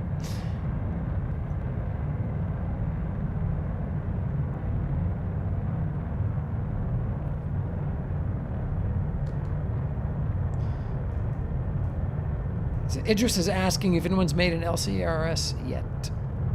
Not even sure what that is. LCRS, LCARS? Yeah. That's the operating system, just the style of display you see in Star Trek Next Gen. Oh, got it. Okay. Hey, T-Rex, you're welcome, man. A real pleasure looking at what you guys are working on out there. We've got, for the next tour in the daylight in this area, we've got to take you guys back to the BSC warehouse. You've got, for all those that have ambitions of building runways and stuff like that, I really invite you to take a close look at what they've got, because they have properly marked their runway based on FAA regulations. So I suspect either they did a great deal of research, or perhaps they have some aviators in their org. Yes, you can make clickable buttons on screens. Absolutely. You can mouse click stuff you see on a screen and have it result in an action. And with SVG, you can update the display. It's pretty darn cool.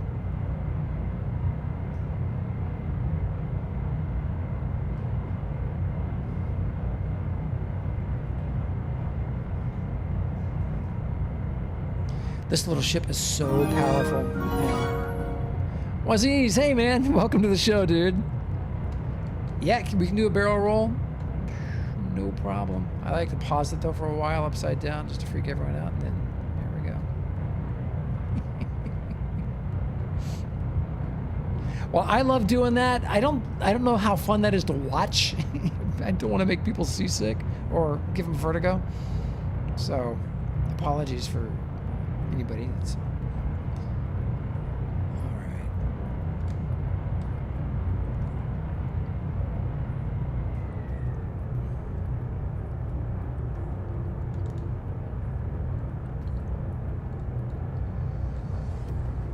Let's head down to the deck. That's nothing. If you've ever watched Malik VR stream Elite Dangerous, he's an actual helicopter pilot, so he does canyon runs with the Airwolf theme playing. And he always plays Elite in VR using an Oculus Rift. So it can get pretty harrowing there. Dude, I gotta see that.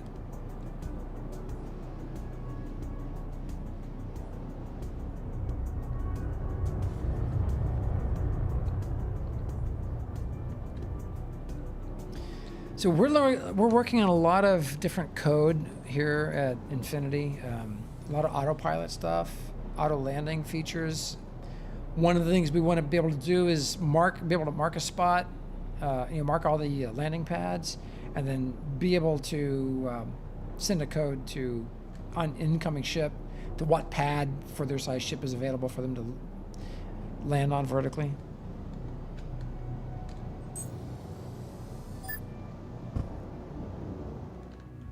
All right, made it in one piece. Had a couple close calls, and it's still daylight.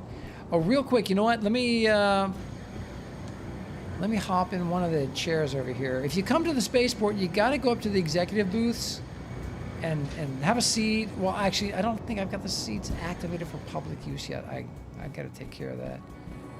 It's an RDMS thing. But you can just come to the front, hit the elevator here, and it will take you up here to the executive area.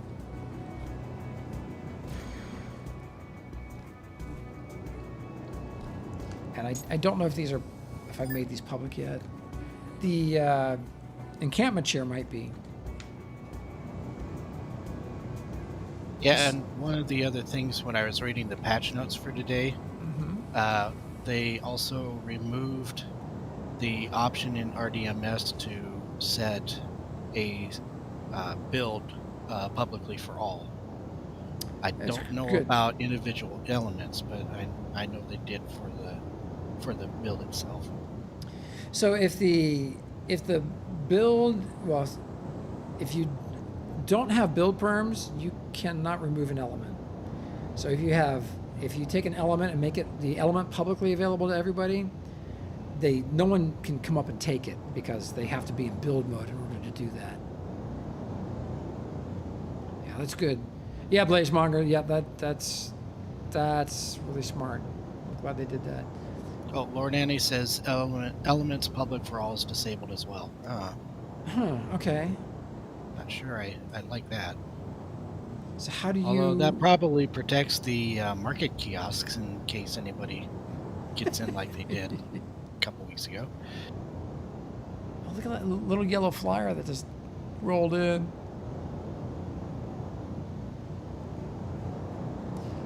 So this place is growing. I've got to add 3 more cores right here in the foreground over that part of the where the trees are. So the transit tower is going to go on the right side of the screen, and right behind the buses, between the foreground and the buses there, the trucks, is going to be our market building. So we need designs. If you've already created a building that you think would make a great market and you're in on Infinity Corporation, reach out to Cerula or myself and let us know. Cerula is our director of design, and we want him to oversee the buildings that are going to be submitted for this place. And they're saying in chat that actually they only removed the right-click option on the element. You can still set things up publicly in RDMS. Okay, all right, that's cool.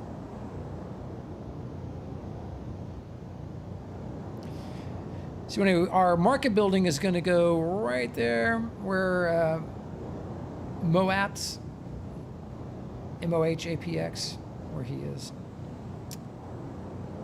but over the sand.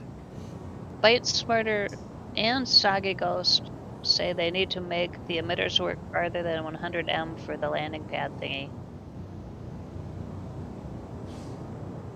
Oh yeah, they will. Well, one way to do it is to have the coordinates.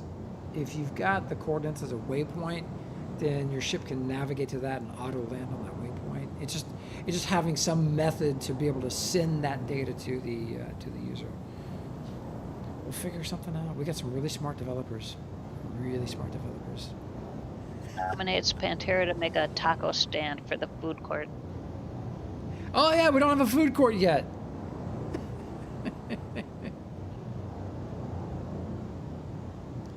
Blaze, I wonder if that's the case. I know with the space radar, you can get amazing telemetry. Like the large space radar, you can get amazing telemetry on ships and space stations and stuff. So, don't know.